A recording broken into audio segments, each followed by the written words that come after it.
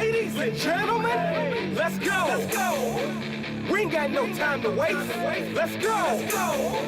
You are now listening to Jason Anderson, and you are in the zone. You're in the zone with Jason Anderson on Sports Radio 810 WHB. All right, watch the end of this run here. Mac Jones with the slide. Watch this right here. The little kick, right? D linemen don't like this. You can't hit the quarterback, but yet he can kick you right in the jewels, right? That's why D linemen don't like quarterbacks. That's why? Because the kick? Yeah, like Billy Sims back in the 80s, kicking a Houston Order, if I recall. Kung Fu Billy Sims, they called it. Hey, yeah. You're in the zone on Sports Radio 810 WHB.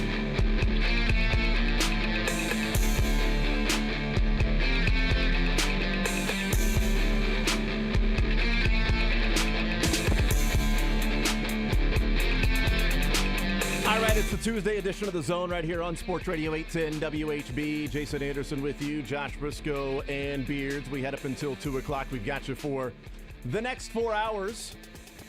We'll talk some Chiefs football today. We'll talk some college football today, some NFL overall.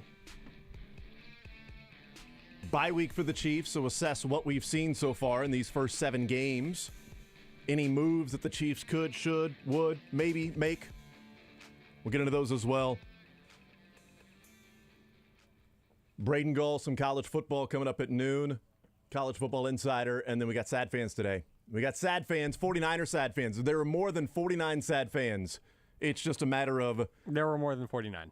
Beards having to sift through to find the best of all of the 49ers. This is the most fitting sad fans ever. Because you know what Beards does? He gets into the subreddit, he goes through with his little pan, and he goes mining for gold nuggets of Reddit sadness. I see. You are a 49er today, Beards. right. You're a gold miner. I'm not a sad one, though. But you're not.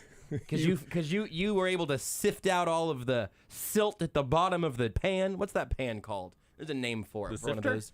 I don't know. Sifting pan. That might be the sifting pan. The gold finding pan. The gold finder. That's what I what, would say, that's the what it gold would be finder. called in the future, I think. You guys got one of them gold finders? So that's a cyberpunk sifting pan. Yeah, I sell gold finders. I'm actually the one getting rich.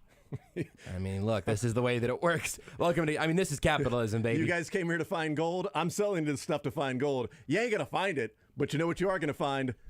The equipment that I'm selling you. Panning for gold. Panning. Panning is That's the right. verb I was looking for. That's right. You would pan left and pan right as you're trying to find this gold. Exactly. So the Chiefs struck gold with Patrick Mahomes, so they're good with that. And the Niners fans panning their team. Full circle. That'll come up at 1 o'clock. Some sad fans panning 49ers. Sad fans. It's actually now it's pan fans on Reddit. Sad pans on Sad Reddit. pans. Ha-ha, sad pans. We got there. Terrible puns. Sad pans and sad puns. So that's how the show lines up for you today. Not sure how good it's going to be. I think Nah. it's going to be fun. We're going to have a lot of fun. I'll tell you this. I could, for the next 4 hours, just throw numbers at you. Just throw numbers and just talk about numbers and math and calculations and TI 80 whatever calculators. I'll just go and hang out with Texas Instruments all day for the next 4 hours. I could do that. Let's do slash lines. The reason I can do that is because I feel like the meme of, the beautiful mind where all those numbers and letters and symbols are all over the place. I was going to say Zach Galifianakis, but, Same exact potato, thing. tomato. Same exact thing. Well, it's really more Zach Galifianakis for me because I went and took one for the team. I took one for the team. Remember yesterday when I said, Oh, no. Patrick Mahomes is 12-5 when his teams are trailing by 10 or more points since 2019. Yeah. He is 13-9 overall Yeah. in his career, which tells you he was 1-4 in 2018. Also found that out. But what I asked yesterday is, I wonder what his numbers are from the time they get down by 10 points for the rest of that game. I wonder. I hope somebody else does the work and figures that out. Nobody else did the work, Josh. Nobody else. When I said I hope somebody else does the work, I was thinking of Curtis Damn you, Seabolt. Damn you, Kadog. That's all right. When you said somebody else could do the work, I was thinking, we'll probably forget about this by tomorrow. I decided during the Patriots-Bears game last night Well, all right. that I would start to put all of the numbers together. At least you were ignoring something less insightful and less important. So the first thing I had to do, Josh, was go through and figure out which games were they even down by? Because we hear the record, but do you know the games that they were actually trailing by? All of the games. Do you know all 22 in his career and all 17 since 2019? Because I didn't. No. So I had to go through game by game by game by game to see when or which games they were trailing by 10 points. Patrick Mahomes has played now in 70 games over.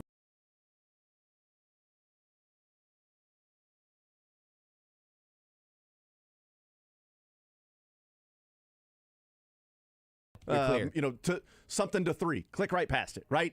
If it's like 14 points, they're not going to be down 14-0 and then outscore them. I checked real quick to make sure the Chiefs scored first. Sure. Move on. Yeah.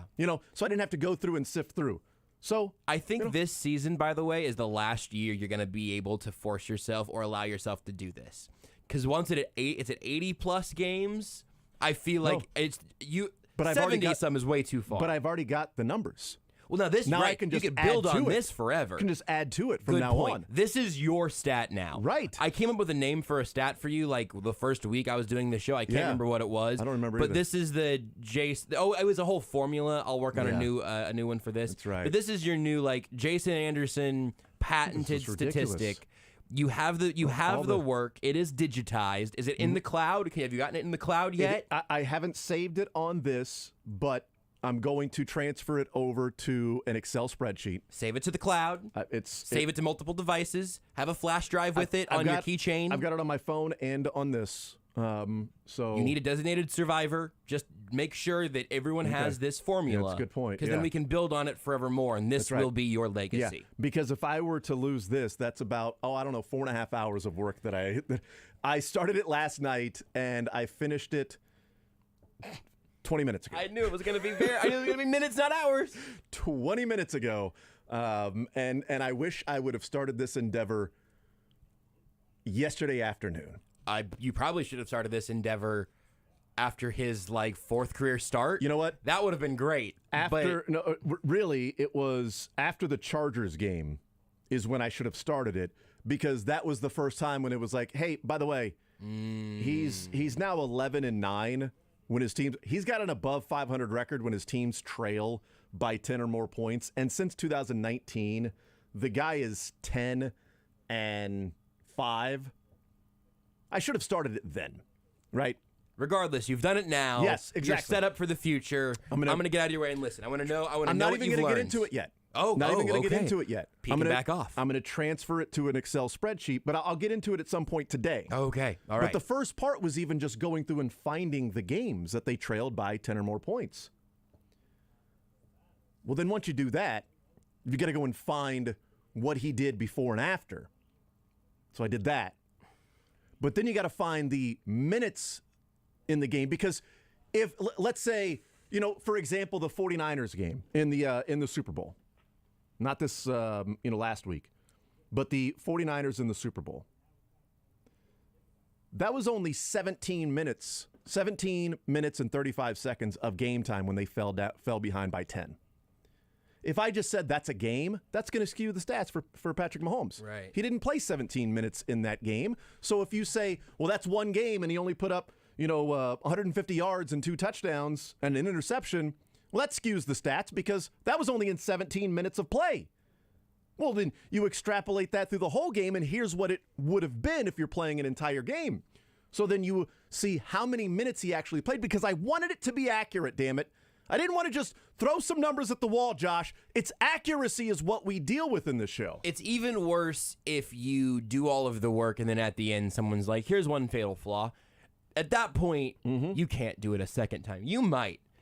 You yourself might do it. I, at that point, would break my iPad over my knee. The reason I went back, because I had to go back and do the minutes. I did not do the minutes. like a I went back. secretary Yeah. for Right. you're Robert recording Rules of Order. Right, you're recording the minutes of a trial right now. I did go back and record the minutes. It's And, Mahomes v NFL, and you are keeping the minutes. and there's a part of me that wish I would have just tabled this to next week. I could have voted on it and also had a second with my other arm.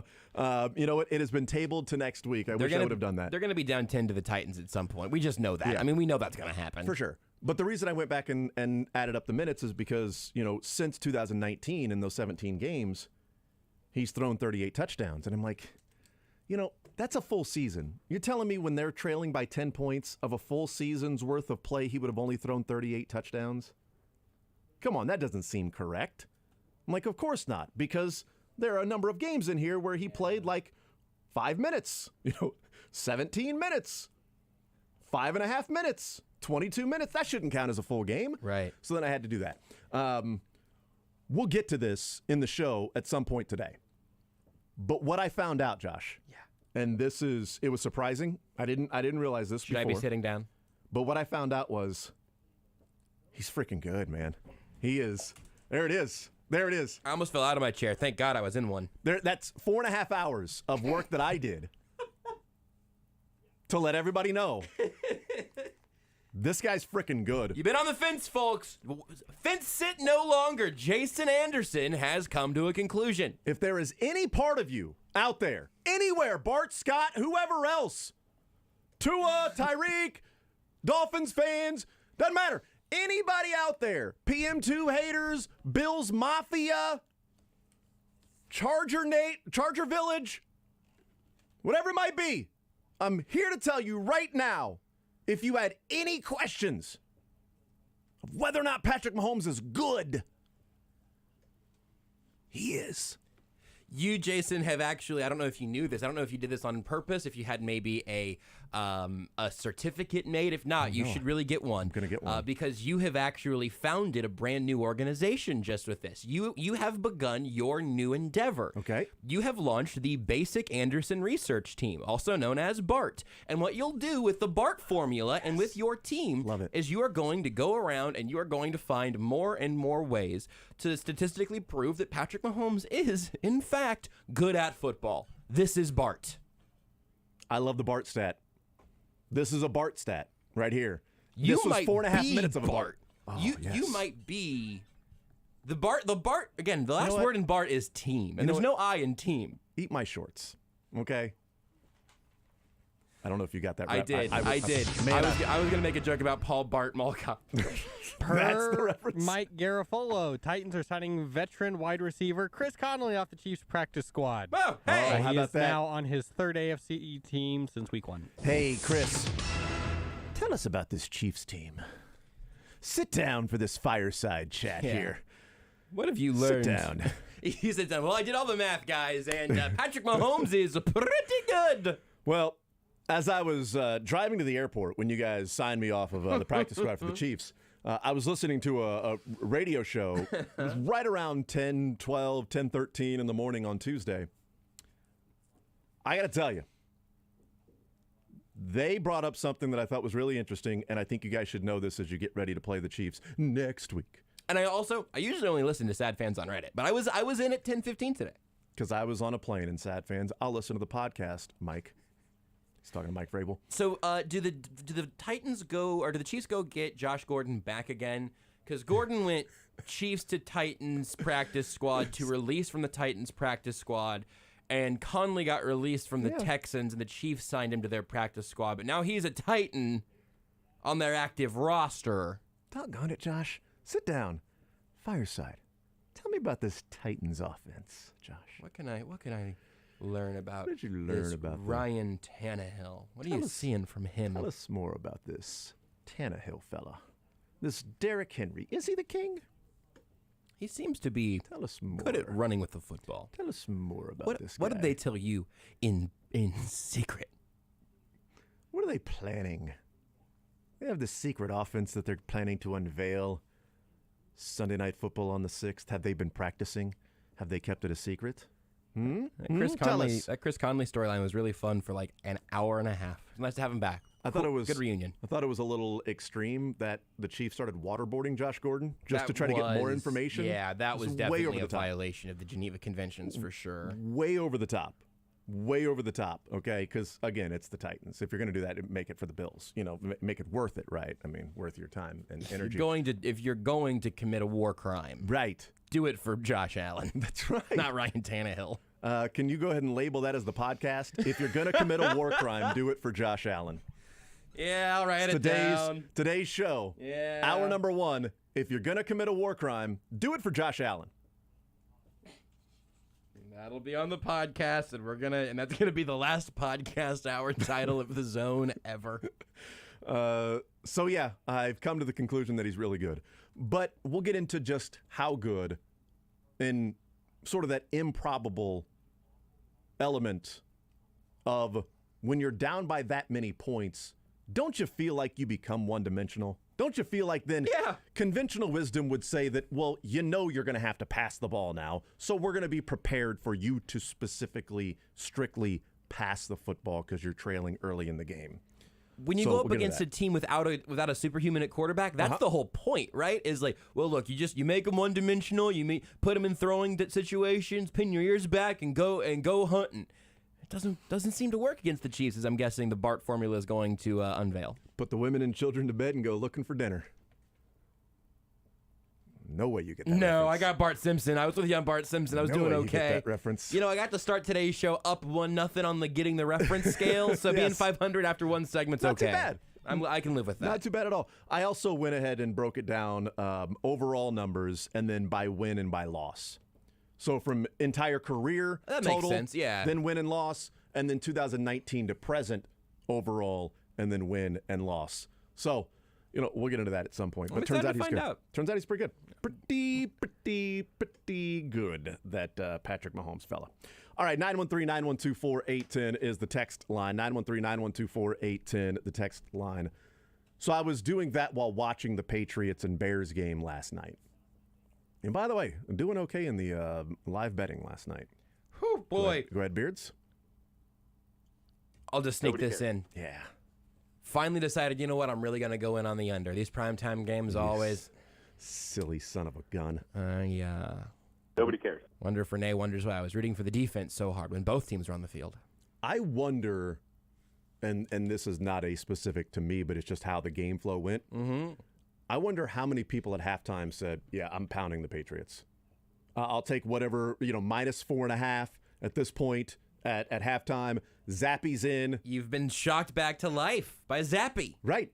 And now look what they did to end the half. Now that's what they're going to do the entire second half. Yeah, Patriots were favored by, 8.5 anyway? Yeah. Now you that was with Mac Jones. Yep. Now you put in Zappy, who's doing this. No way the Bears are going to continue this offense. The Patriots will figure it out. Justin Fields is not a guy that's going to complete 25 passes in a game. Bill Belichick has a chance to retool the defense at halftime for Justin Fields. That's exactly right.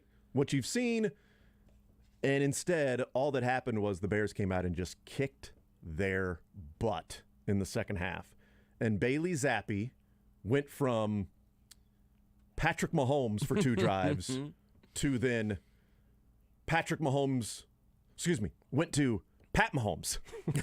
Went from Patrick Mahomes the second and then Pat Mahomes the first. The professional baseball player. In the second half. Playing football. That's right. Yeah, sure. And now I'm not sure what Belichick does. I mean, I don't feel bad for him at all, but I'm not sure what he does now because it looked like the great move.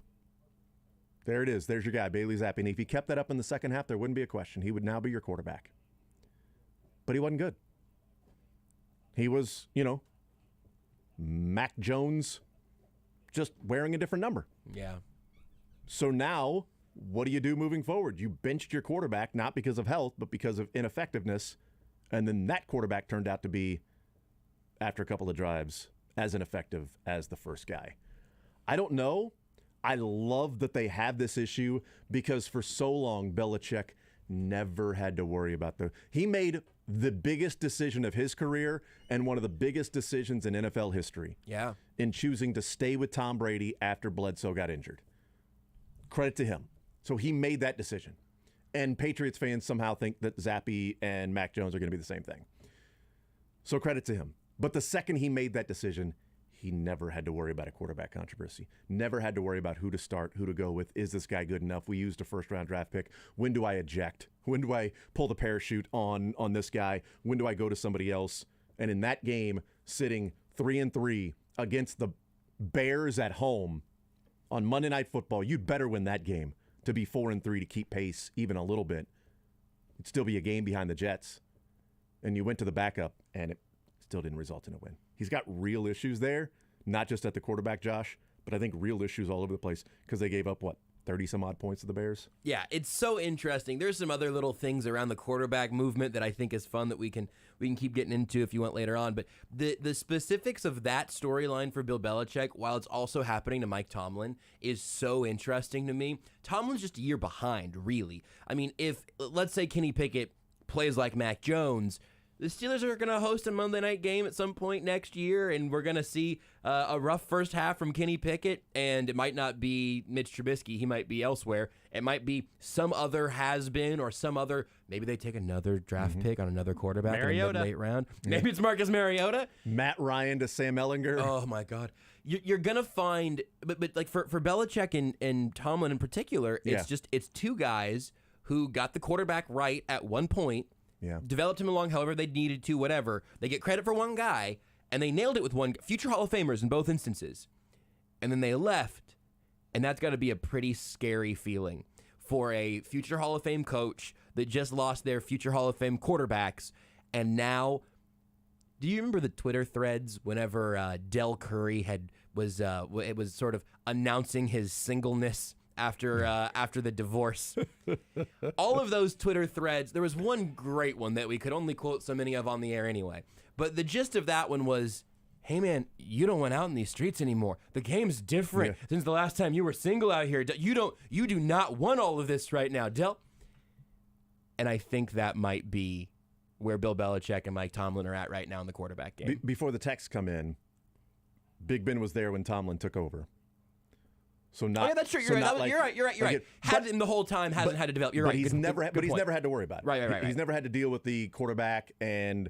Nope, you're right. The musical chairs, things like that. Reasonable correction as a show that does pride itself on getting the facts right. 100%. Because I would want you to correct me on that. Absolutely. Like if I have a booger in the nose, I'd like you to tell me. Well, look back. All good. Great. So with Tomlin, it's a future Hall of Fame coach that had the future Hall of Fame quarterback who had already won at that point and then didn't have to worry about it. But yes, and now they are here back out here on the dating apps trying to swipe right on the right quarterback, and it's different than it used to be. I love that analogy, by the way. Do you remember that thread? I just thought of it. Absolutely. Oh, the thread is incredible. Because the point was, it's not going to work for you the way that it's going to work for her. Yeah. This is not a winning proposition for you. You're going to come out on the losing end of this. You don't want to be out here is the defining phrase from this thread. I just found it again. You don't want to be out here is what I would be telling Bill Belichick without Tom Brady right now. But it's also, you don't want to be out there while she's also out there. Because you're not going to like the results. You don't want to be out here learning TikTok dances and falling off milk crates. Bill, you don't want to be out here pulling Mac Jones for Bailey Zappi on Monday Night Football. You do not want to be out here. Look, I'm all for the Hilltoppers. I'm just saying, it ain't the spot to be in. And by the way, post Tom Brady, Bill Belichick is now 20-20. You don't have the cholesterol to be out here. We'll take a timeout. We'll come back. I want to get into maybe a conversation around quarterbacks a little bit, there, but from a different perspective. Also, I want to look at the Chiefs' rookies at the bye week. We'll go through and look at this rookie class, what we think of them, what we thought they were going to be. And then we'll get into that Patrick Mahomes, what he's done when they are trailing by 10 or more points, with the conclusion of being that he's really good. We'll do that coming up next. Want to see more of The Zone? Watch the show live on the Sports Radio 810 WHB Facebook, Twitter, YouTube, and Twitch.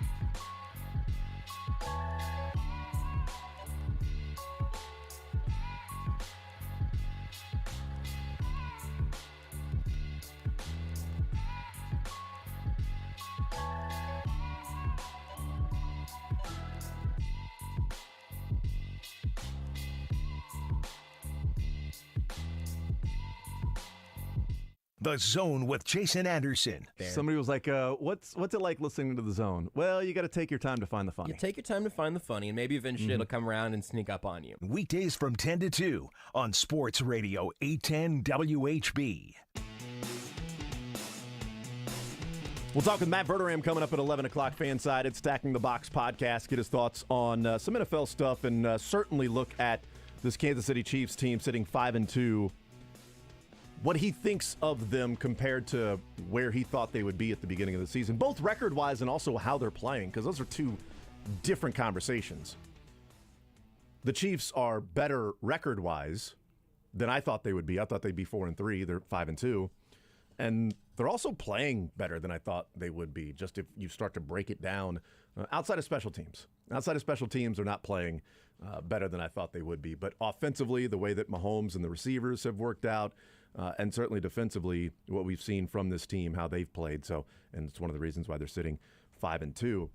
You know, part of the conversation last night, and you had mentioned this from a tweet, and don't remember who the tweet was. It's convoluted, so here, let me try to set it up. But Please. it's gonna be impossible because Set it up I and looked, knock it down. I almost just texted you guys the tweet last night live. I was like, that's kind of interesting. Whatever, we'll see. And then this morning I went back to go find it again, and I couldn't find it. The worst. So, and we've learned our lesson about just searching Twitter for sort of innocuous phrases because that always backfires. Don't do it. Sometimes that's a pretty apt word for it. And I was pretty sure it was a Seth Wickersham tweet. It makes sense. He's around the Patriots. He's had a Patriots book come out, does great stuff. But the only thing about it that I remembered was literally at first not being 100% sure if it was totally serious or a little sarcastic, because the gist of the tweet that I could not find again, that I think was from Seth Wickersham, that I think he deleted most likely because people were confused by it. But the gist of it was, I don't understand why it's such a big deal to pull a struggling quarterback when every other guy on the field has that hanging over them every single play. Now, there are obviously major differences, and if that was Seth Wickersham's tweet, he might have deleted it because he was tired of having people explain that quarterback is different, because it is. But whenever you have a guy struggling like that, J.C. Jackson got benched 2 weeks ago as a high-priced free agent, and we tweeted about it, but he's a defensive player. He's a corner. That happens sometimes. So the idea, of course, if Patrick Mahomes is struggling, you're not going to pull him for Chad Henne. If you pull a quarterback, it's noteworthy if it's a changing of the guard, but what if it's just Mac Jones having a rough stretch, Kenny Pickett having a rough stretch? Why wouldn't you do the thing that gives you the best chance to win in that moment? And there are definitely other more intangible factors around the quarterback position. That much is obvious. But the idea of maybe normalizing a little bit of those sort of little tweaks and twists around the quarterback position, Ryan Tannehill and Malik Willis, we're going to have some packages together. Malik Willis, I think, had the fumble on the weird handoff last week.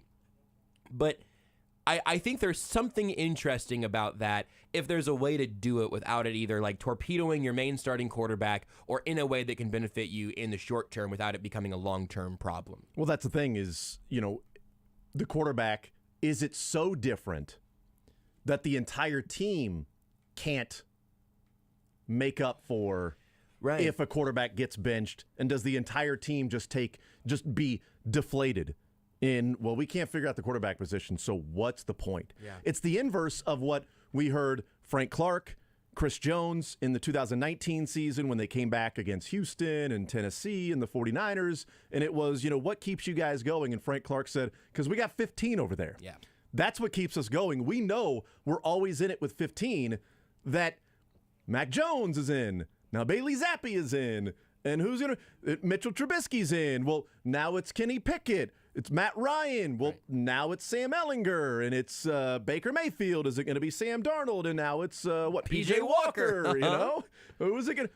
Like, if that's the case, if we believe that the Chiefs are so good at coming back, and the defense says, as long as we keep working, we know that guy's going to get it going, then wouldn't the opposite be true as well? That kind of what's the point? Because they ain't going to get anything going if we don't do what we're supposed to be doing. You know, we're the ones that kind of have to do it. Like, if we got any points, we're screwed. And we're already down by 10. They ain't going to score that. So I think from a deflating standpoint, but if that's already the feeling, then there isn't trust at whoever the quarterback is, and you might as well just go ahead and find the guy that you think gives you the best chance to win, which is what Bill Belichick's going to say this week. He's going to say, well, we're on to whatever. If they go with Zappy or Mac Jones, we'll play the guy that we think has the best chance of helping us win. And even to go ahead and stick with the Bailey Zappi puns, I guess, even just to give you that jolt of electricity, I think that's an interesting angle of looking at it. Of, hey, if you know you're still in the game because you have Patrick Mahomes, do you know you're always out of the game if your quarterback is a struggling Mac Jones or whoever it may be? I think that's interesting in terms of, because I think you could build the argument that, like, well, if you're the rest of the team, do you want your coach not even trusting your quarterback? Do you want to be reminded that you can't trust your quarterback? I think that's very conventional thinking. Mm-hmm. I think it's probably a lot more practical to say, hey, if you're a pass rusher down by 10 points and it's the start of the fourth quarter and you got to get the ball back to your defense to have a prayer, it's probably a little less exciting to try to go get the quarterback to give it back to struggling veteran who's been back there a long time than just the guy with a big arm where there's a chance, where there's hope, even if it is fleeting. You'd bring in different running backs and sub packages all the time. You make those switches to bring in an edge rusher. You move Chris Jones outside. Again, there are lots and lots and lots of differences. I don't want to try to wash over any of those, but I thought it was an interesting thought experiment for teams that have questions at quarterback. If you're doing that, you're probably not the place you want to be at that position, right? Like that is a losing ground to try to gain a little of it back. Sort of choice. There's no situation in which Chad Henne ought to come in for Patrick Mahomes other than maybe a quarterback sneak. So I guess I did just find one spot. But if you are one of those teams in the quarterback desert, in the quarterbacking no man's land, there might be some room for some unconventional thinking. I'd be very curious to see if we get any of that from a team like the Panthers. The other positions have that happen too. I think some do. I don't think every position along the way, like if center is struggling, they don't just change out the center and say, let's bring in a new center, because that's an important part of the functioning of the entire offense. And for the most part, like if a left tackle is struggling or a right tackle, you don't just, maybe a guard, it's like, all right, this guy's struggling, put somebody else in. But the only time I can, and I shouldn't say the only time I can remember, it's just the one that pops into my mind right now is, so we watched the Chiefs play the Colts, right, and lose somehow. Then the Colts go and play the Broncos, and they end up beating the Broncos, 12-9 or whatever it was. And the conversation was, Matt Ryan is getting beat up, that they've started this third-round rookie at left tackle, the Bernard Raymond or whatever his name is. They've started him at left tackle. Like that, you moved around almost your entire offensive line. They were struggling. You moved right tackle to like guard. You brought in this guy who, taken 20 snaps in the NFL to now be Matt Ryan's blind side against Bradley Chubb and Randy Gregory. That's who you're going to bring in. And he was awful. The whole offensive line was awful. And it was like, well, yeah, they sucked. So they had to make a move there at left tackle. It doesn't happen very often. Like wide receivers interchangeable. You drop the ball, come on out. We'll put somebody else in, right? It is interesting, though, that at that particular position, because that's the one position that really gets all the reps all week. Like you get all of the reps in practice and the game plan, and if you just pull that guy and go to somebody else, well, now you're going to somebody that wasn't getting all of the reps with the first team that week. So is it better just to stay with it? It's an interesting concept of others can be pulled from the game. Why couldn't a quarterback? And are their feelings and confidence shattered that quickly? Right. Then they probably shouldn't be your quarterback anyway. Colleges do it all the time. It happens all the time in college. That's another good point. It happens all the time in college. Here's a tweet from Bill Simmons that popped up literally as soon as I stopped talking, and as soon as you started talking, I saw this tweet from Bill Simmons. He really helped us out here. Still dumbfounded that Belichick tried the QB platoon thing. NFL history tells us pretty emphatically that the downside is like 5 times the upside. Media makes a huge everyday deal about it. Fans attach to one guy and turn on the other. A rare unforced error from BB. I don't get it. Here's what I think is interesting about that tweet. Every single one of those things that Simmons is pointing to and complaining about is an off-the-field issue. Mm-hmm. They are all media, fans, turning the guys on each other, None of those locker room yeah. stuff. Yeah. None of that is Bailey Zappi came in and threw the best pass of any quarterback in a Patriots uniform, maybe in the last couple of years. That worked maybe for a very short period of time. Again, there are a billion sort of narrative reasons this has not worked, and I don't think it's a long-term solution. But if you say, hey, we're just evaluating our guys still, and we're trying to win games while we do it, Mac Jones already knows his job's not safe. Mac Jones already knows that there's a competition and that he hasn't been the automatic new franchise quarterback to succeed Tom Brady. I mean, he has to know that already. Well, when's maybe there are obvious ones, but legit like quarterback controversies middle of the season, and one of the guys turns out to be like a franchise guy, like can go and win you a Super Bowl. Like the Chiefs, Gerback and Rich Gannon. I mean, Gannon went to a Super Bowl with a different team. Mm-hmm. That's one that comes to mind just because of a local front. But Trent Green and Kurt Warner didn't have a quarterback competition or a controversy. It was only when Harrison lands on Trent Green's knee, and obviously devastating because Dick Vermeil was crying in the postgame, and Kurt Warner comes in and turns out to be a Hall of Famer. But it wasn't that, well, are we going to go with Trent Green this week? Are we going to go to Kurt Warner? All right, I guess we're staying with Kurt. Even Bledsoe and Brady. Yep. It was, we're staying with Brady. We're not Bledsoe Nick struggling Foles won a Super Bowl after injury. After injury, like it has there. So when you're going through that, the answer is, neither of them are the answer. So it really doesn't matter. You're rearranging deck chairs on the Titanic because your franchise and that season is sinking because you don't have the right person to captain around all of the icebergs that are going to get you. That's trying to think of another one, but I figured I'll just stay with the same analogy of the Titanic. So, and I think that every team that ends up doing something like this might sink. But it's interesting while the ship's still afloat. You might as well check the integrity of the chairs. See if you can get a little further than you planned on. Yeah, that's right. We'll take a timeout. We'll come back, wrap up this hour. We'll talk with Matt Verderame at 11 o'clock, Braden Gall at noon. More Zone next. Follow the show on Twitter at J810Anderson, at JB Brisco, at Beards McFly, and at Sports Radio 810.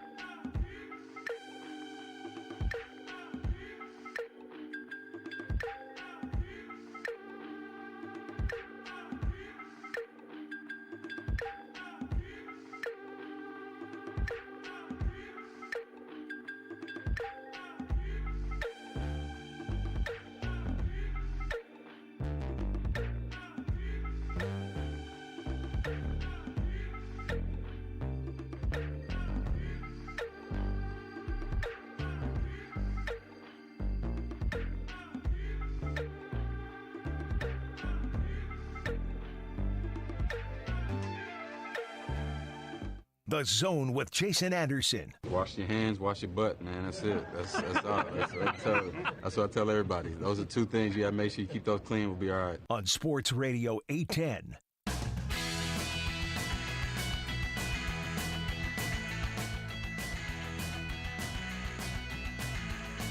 Nine 912-4810. I apologize to the texters. I just now opened up the app.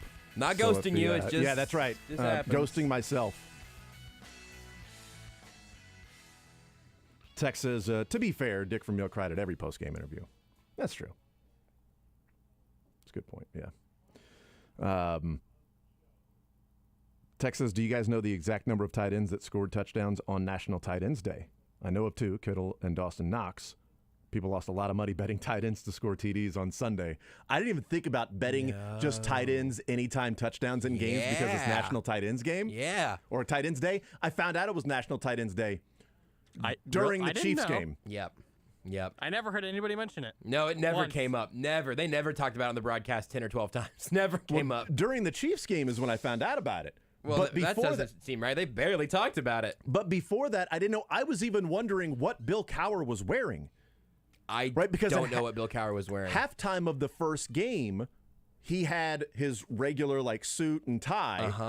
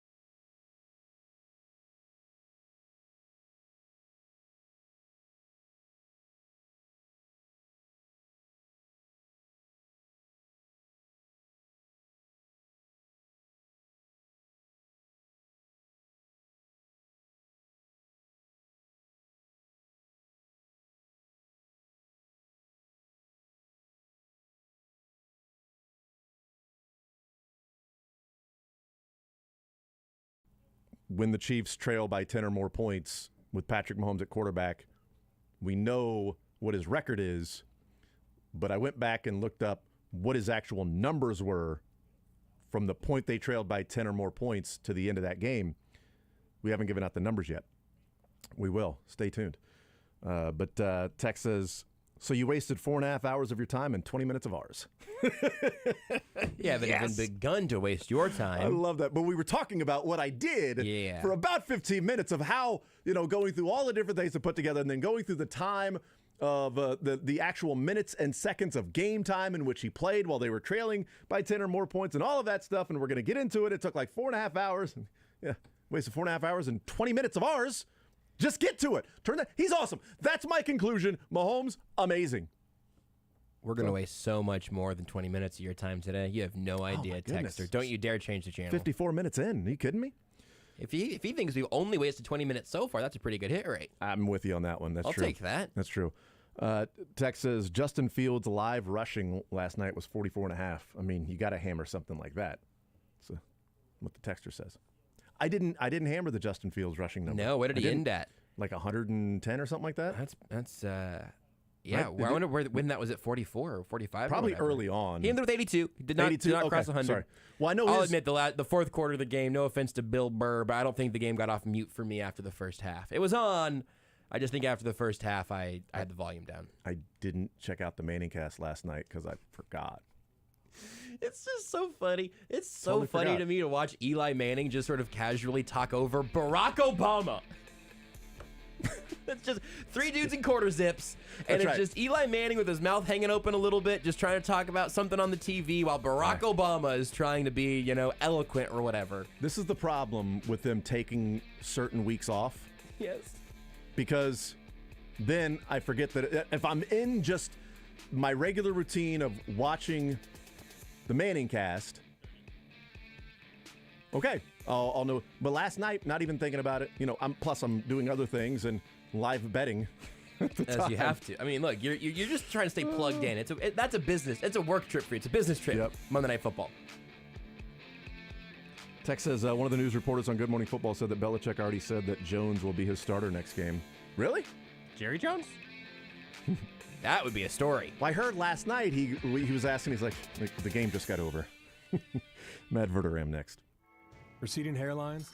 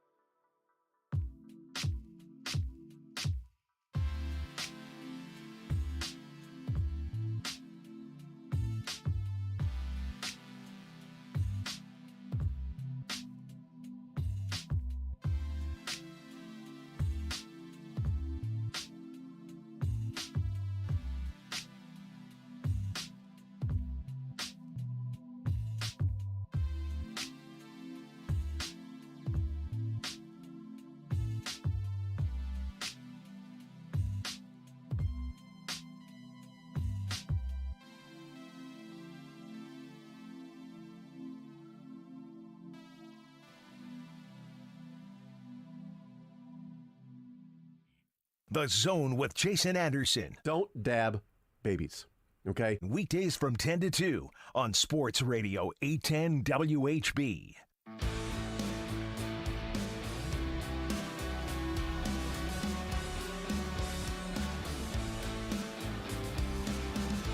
All right, we'll continue right here on Sports Radio 810 WHB. Jason Anderson with you. We head up until 2 o'clock. We'll talk with Braden Gall of college football coming our way today. We got sad fans from Reddit as well later on in the show. Right now, let's talk some NFL, some Chiefs football with Matt Verderame from Fansided joining us here in the zone. Matt, what's up, man? How are you, sir?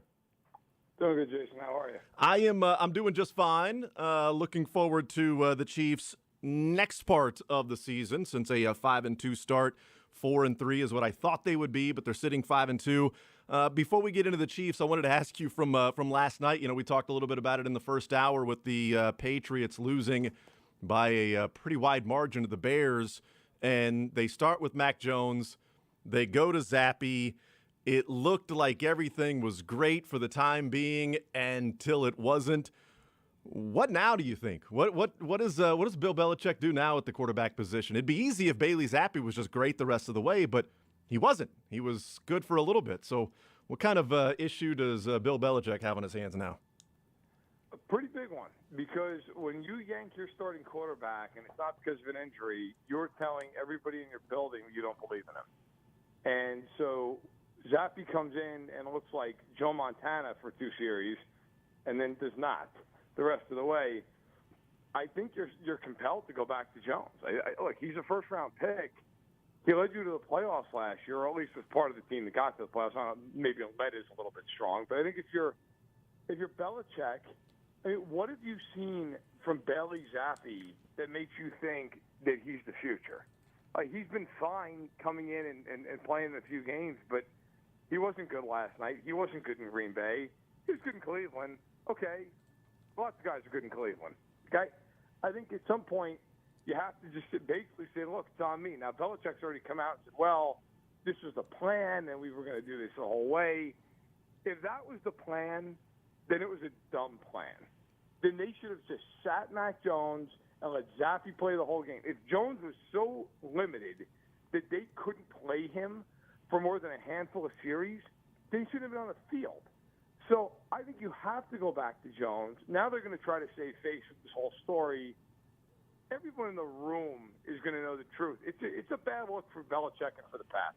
They're 2 games now behind the Patriots or the Jets. They are 3 games behind the Bills. They're sitting at 3-4. They would be out of the playoffs right now if the season were to, or the postseason were to start. Just a rough start for them. How much of an issue may be in New England overall? I know the quarterback position is what everybody's going to be focusing on, but Bailey Zappi and Mac Jones didn't give up all those points to the Bears and have Justin Fields, running around and completing passes and, wide receivers, Darnell Mooney, and then, random guys off the street. And I know Equanimeous St. Brown isn't terrible, but it wasn't the quarterback position. Bill Belichick's a defensive guy. That's how Brady was able to, navigate some of those seasons and postseasons. He's got issues outside of quarterback there. They have a lot of issues. I mean, they're one of the least talented teams in the NFL. I mean, they really are. When you look at the Pats roster, what scares you? And if you're an opponent, if you're a coordinator getting ready for the Pats, you respect Judon. You look at the rest of that team, what is there? I mean, offensively, you're scared of Hunter Henry, Jonnu Smith. Like, I don't know what you're really preparing for. I mean, Jacoby Myers has made himself into a decent player.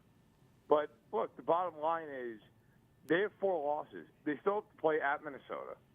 They still have to play a pair of games against Buffalo. They have a game against the NFC West, so they're going to draw the Cardinals, which is a winnable game, but it's in Arizona. They can certainly lose that game. They're probably not going to be a playoff team. I mean, they still have to play the Jets twice. The Jets are at least fighting for some respect. And also, at this point, at 5-2, I don't think they're going to be a playoff team, but they're in the mix for sure. This is going to be a tough road. For New England's supposed to play Cincinnati. I don't think the Pats are going to make the playoffs. I don't think they would have if they won last night. So, if the Patriots get there, they're going to earn it. They have a very difficult schedule going forward. Matt Verderame, our guest, Fansided, Stacking the Box podcast. All right, let's talk about the Chiefs. They sit 5-2 at the bye. Where are they in your mind at the bye week? Maybe from where you thought they would be, but just overall in general, how good is this team sitting at 5-2 at the bye? Record-wise, actually, this is where I thought they'd be. So I think, and I thought it could be 4-3. I picked them for the year when I went game by game to be 5-2. Here they are. Look, I think the Chiefs are pretty happy. You don't have any long-term injuries at this point.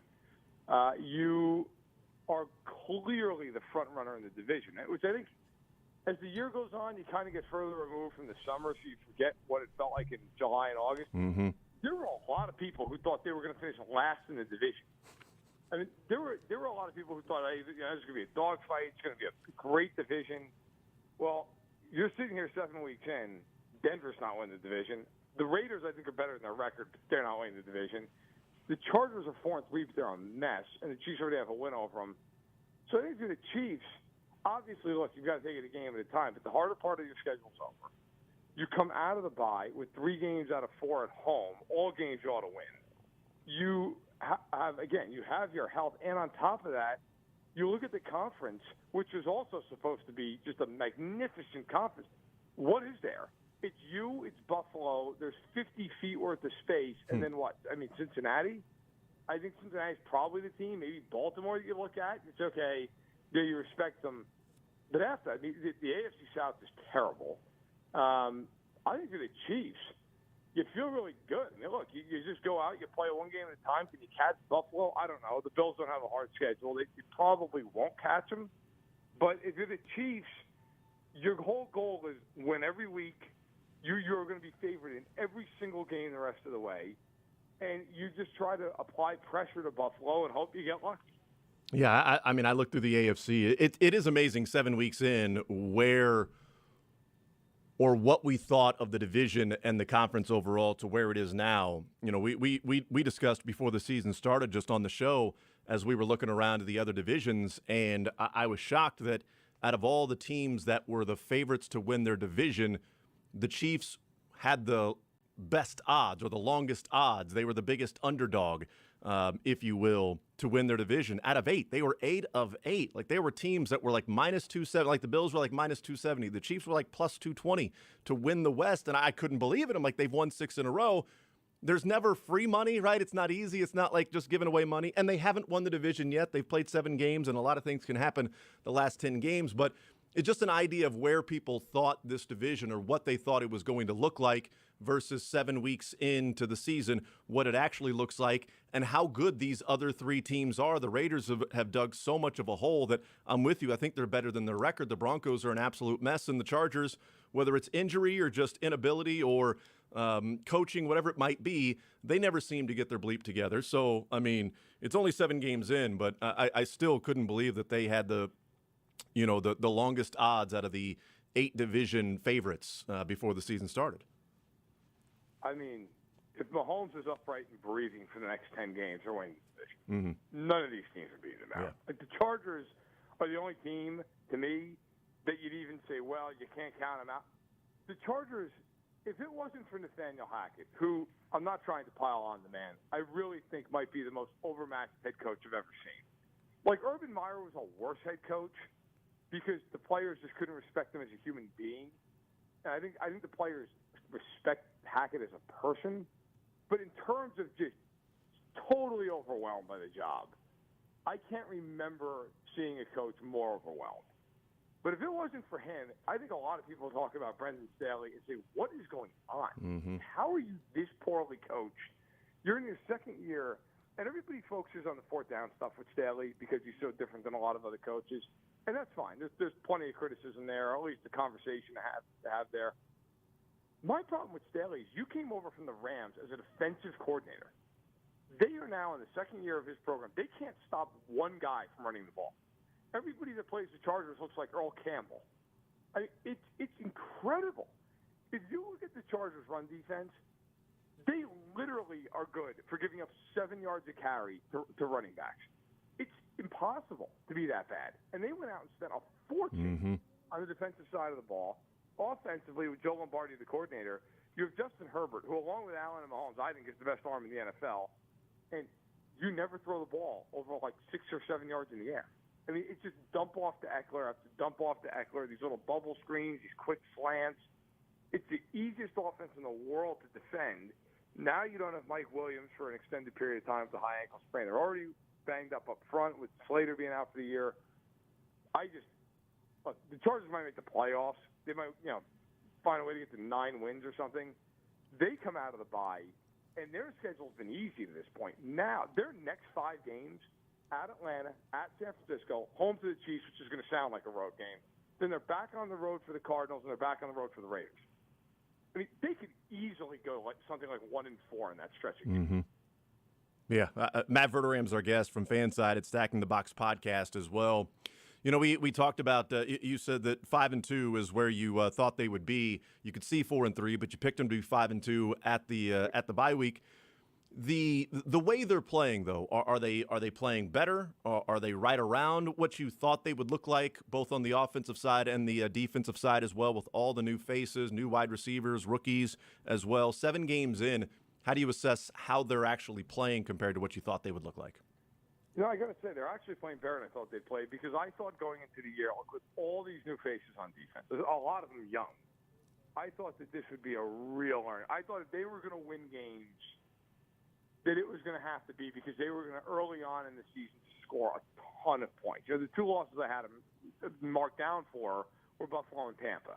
Now, obviously they lost to Buffalo. They smoked Tampa. I didn't think they would lose to the Colts, but that's the NFL.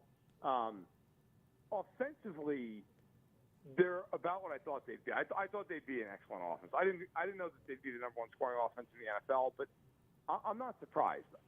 My big prediction going into the year is I thought Juju would have over 1,100 yards. Well, he's on pace for 1,200, so he's actually even exceeded my expectations.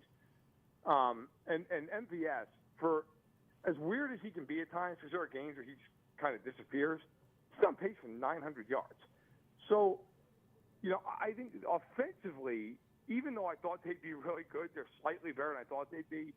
Defensively, I really thought it was going to be a major work in progress. Now, at times it has been. At other times, it's been pretty good. They're a little bit ahead of where I thought. I thought they'd get better as the calendar kind of turned to mid-November and then on, which is a Spagnuolo staple anyway. The thing that really has been worse has been the special teams. Now, part of that is Bucker got hurt, and they were trying to fill the gaps until he got back. But they've been a mess returning punts. They just cannot field punts. So, that cost them essentially in 1 game. It could have very well cost them against San Francisco. They were fortunate enough to get the turnover right back.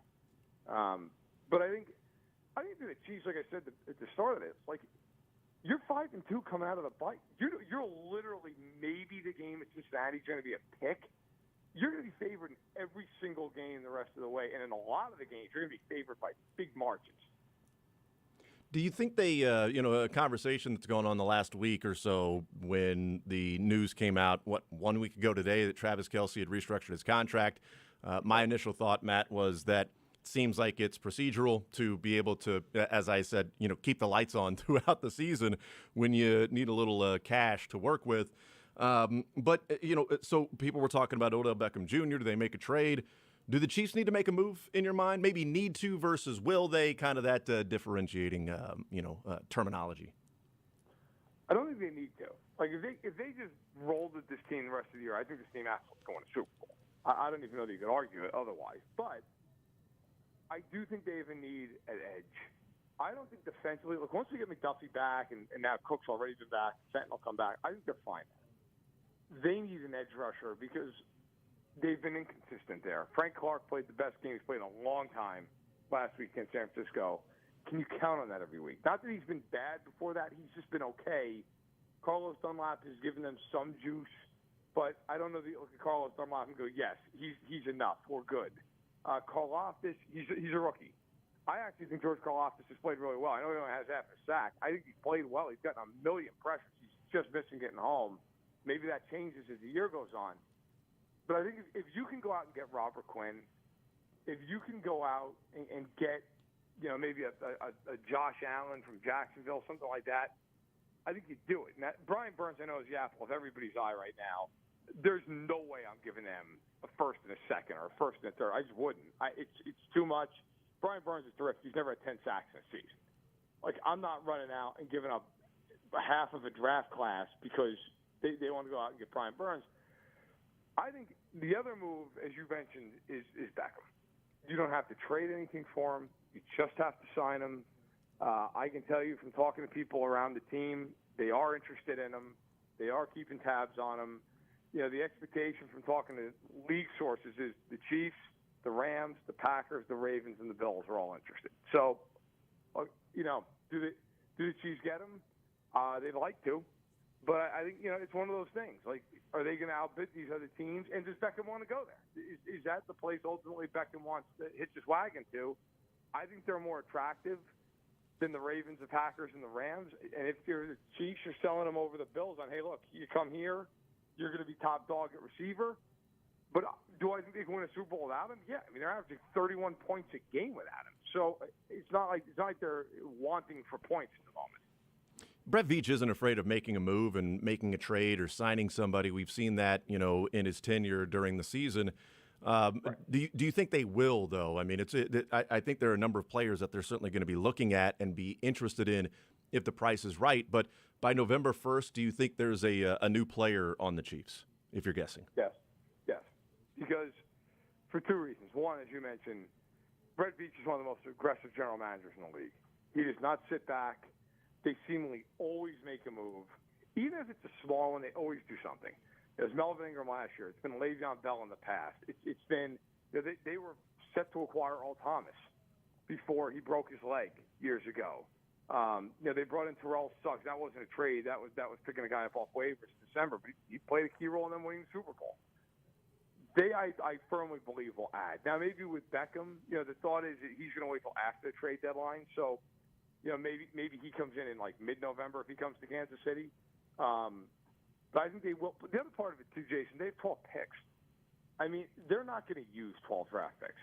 So if you're Veach, why not use one of those picks to go out and get somebody? Now, I don't think they're going to go out and give a first-round pickup. And not because the draft's in Kansas City. I've seen a lot of people say that.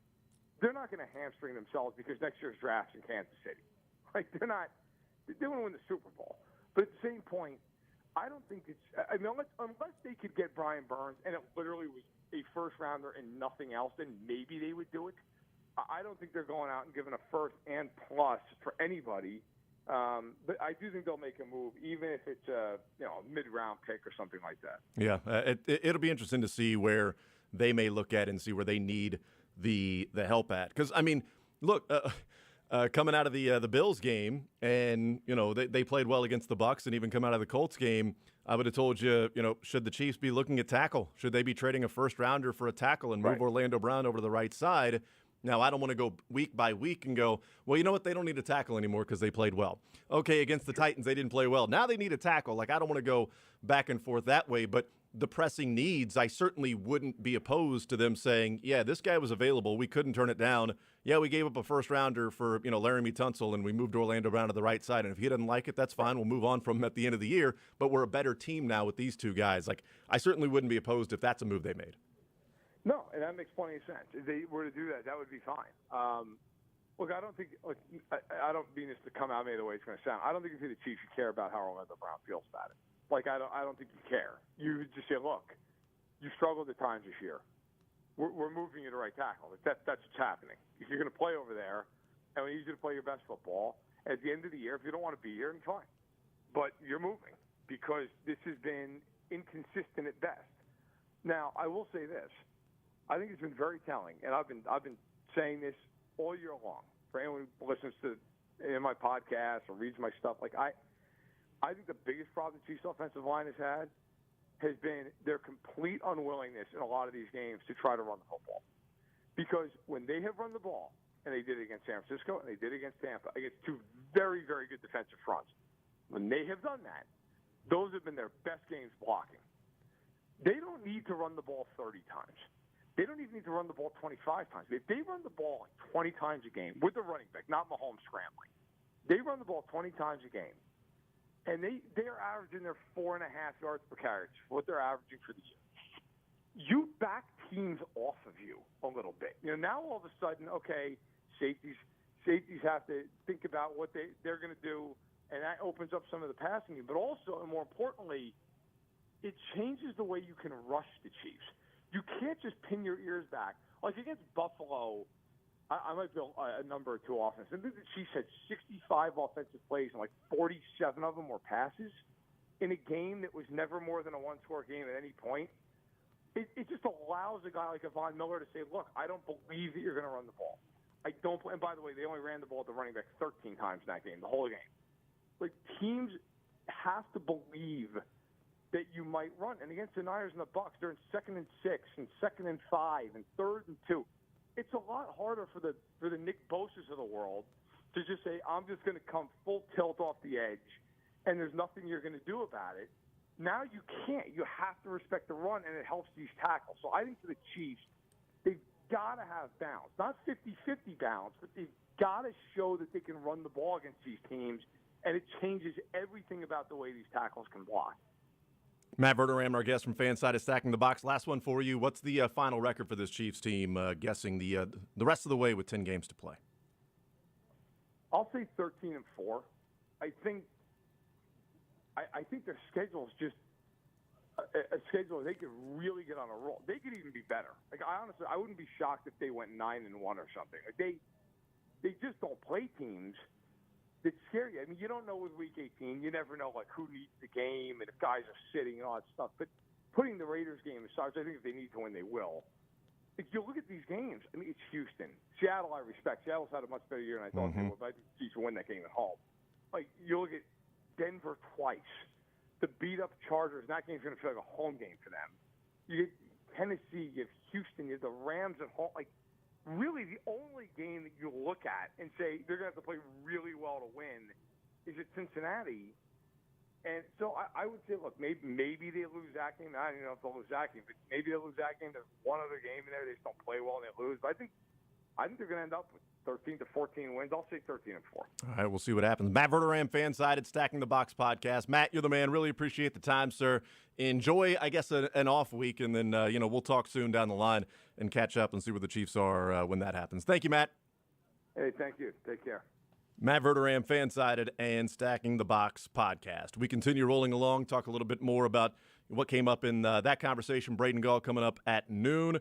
We got sad fans as well today before the show is over. We continue rolling on this Tuesday edition of Sports Radio 810 WHB in the Zone.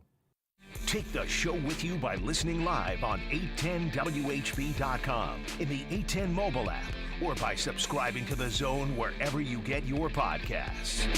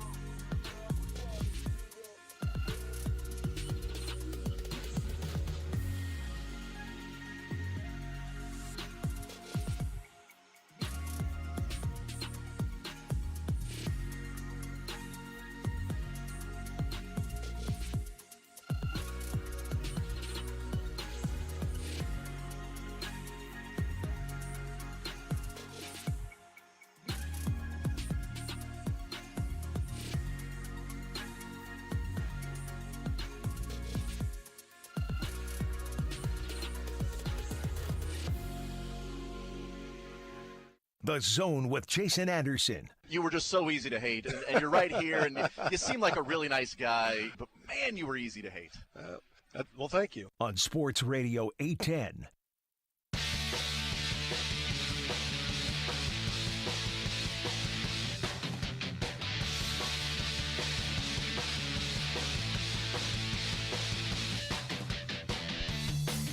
Thank you to Matt Verderame, Fansided, and Stacking the Box podcast, joining us, talking some Chiefs football and NFL football. You know, we talked in the first hour a little bit about the Mac Jones, Bailey, Zappi, what's going on there in New England, what Bill Belichick's going to be dealing with. 20-20 since Tom Brady is Bill Belichick as a head coach. 20-20 since Brady, and one playoff appearance in the 2 years. I don't think they'll make the playoffs this year, but we'll see. And lost that first game in the wild card. So no playoff wins since Tom Brady, and a current 500 record after Brady. And Brady looked just as miserable. That's one of those one of those splits where it feels like no one's really that happy. Nobody's happy about that at all. Well, Brady was happy. He's got a Super Bowl ring to show for it. He was happy for a while. Yes, he'd probably be happier if he just decided to stay retired. It is so funny, and like here, to be fully honest, there's something a little bit icky about about Monday morning quarterbacking, his marriage and everything, because we don't really know, right? We don't really know what's going on, whatever. But I can tell you what we do know. He looks miserable. He looks bad at football. He looks unhappy to be there, and the reports are that the home life has deteriorated. It's a weird way for a career. The greatest, most accomplished quarterbacking career in the sports history is ending with the whimper. Even if he ends up making a playoff run or something. I mean, such a weird vibe around it. I mean, here's the thing. Is this another Brady's done conversation, and then he comes back and turns it on, and the Bucs look amazing, and they go to the playoffs, funny. And it's like, all right, this guy really can't. I mean, just never again until he says, I'm done, and he's done, and goes a full season without playing, 2 full seasons without playing. Then at that point, you say, okay, it is over. This feels like it, but man, it's felt like it before. That's true. You're right. But the difference being, this feels like it in a way that other things outside feel like they are influencing what's going. We don't know the whole story. No. We know he was away from the team for a little bit. We know the reports about how unhappy the relationship is, and that sucks. You know, when you've got a public relationship, you've got to deal with that privately and publicly as well. We know the reports about whether divorce is going to be involved and lawyers being talked to, and you know, Giselle not happy that he returned to football and all this other stuff that, you know, certainly hasn't. Everybody that's going through that would have an impact in their job. Everybody. So it's one thing to say he's not playing well while the family structure and the foundation of his life is good and solid ground, as opposed to, well, he's not playing well right now, and that structure may be crumbling. Maybe. I don't know if it is, but maybe crumbling. That, to me, is where there might be a difference in Brady now versus Brady the previous 6 or 7 years when we thought that he's been done, because it is really hard to separate the two from your work and home life, to where you're at work and that's all it is work, and you're at home and it's difficult to do. And I don't know many people, when you're going through, whether it's marital issues or family issues or issues with kids, or it's hard to not have that affect and seep over into your work. And when you're a quarterback at that level, and the way that he's performed and how he prepares and what he has to do to keep himself and his mind right, I mean, I think it would affect everybody, but something's going on more than just, he's just not playing well. Well, and even let's stick with that, because even in this instance, boy, what an outlier that we do have that conversation, that you would say what you just said about a professional athlete, partially because we never get to look at it, right? We never really know what's going on, but we never talk about it as a factor in the games or in the flow of the season or whatever. We do it in real life much better than we do in sports. You know, sometimes Beards will come in and it'll be a little down, say, Beards, what's going on? And he'll be like, the wife. And I'll be like, well, what's going on, Beards? He'll be like, well, you know, she's just too perfect. I'm like, Beards, I get it. Boy, that was a nice little change for you, boy. I didn't know where you were going for that. Thanks. I wasn't gonna side. I was gonna try to give you. That took a right turn. I was gonna try to give you the best possible. I was gonna use you as an example and try to not hurt you with it. I appreciate it. God, she's so annoying. I hate her so much because she's just everything I've ever wanted, and I can't find anything bad about her. It's just I'm so happy when we're together that when I'm here, I'm not with her, and it just makes me a little sad. I scared Seren once when I was on the air with him before moving and then moving back. So I was doing whatever report that I was on with him, might have been Chiefs or Royals, and he was talking about Joe's, and at that time, Oklahoma Joe's, but Joe's Barbecue, and I'm a huge fan, right? Huge fan. So Big fan. So I didn't say good. I didn't say it just confirm. because I was on the air with him, right? He was talking about Joe's, and I go, I hate that place.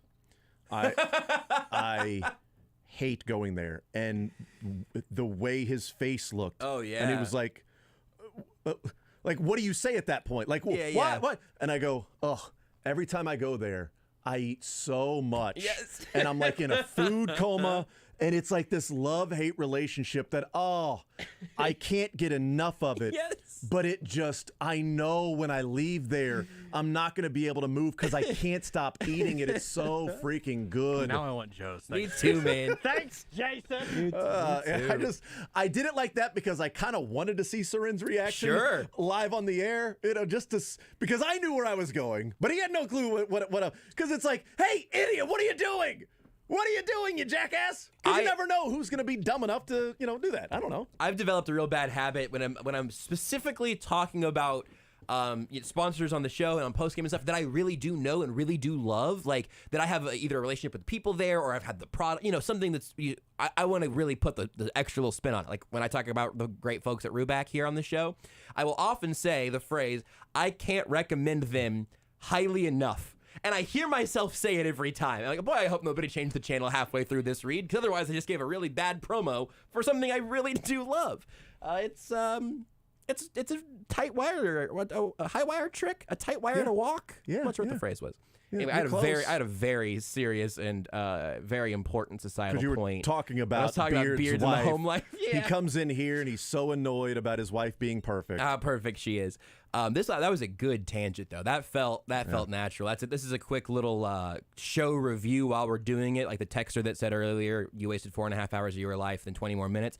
I think this just earned 10 minutes back minimum. I think this segment's been great so far. Nailed it. But like we never have that conversation in sports because I just think we do sort of roboticize them, if that's a new word I can invent, because they are sports playing robots. Any mistake is like a terrible flaw in their code or inexcusable or what do you mean you weren't focused?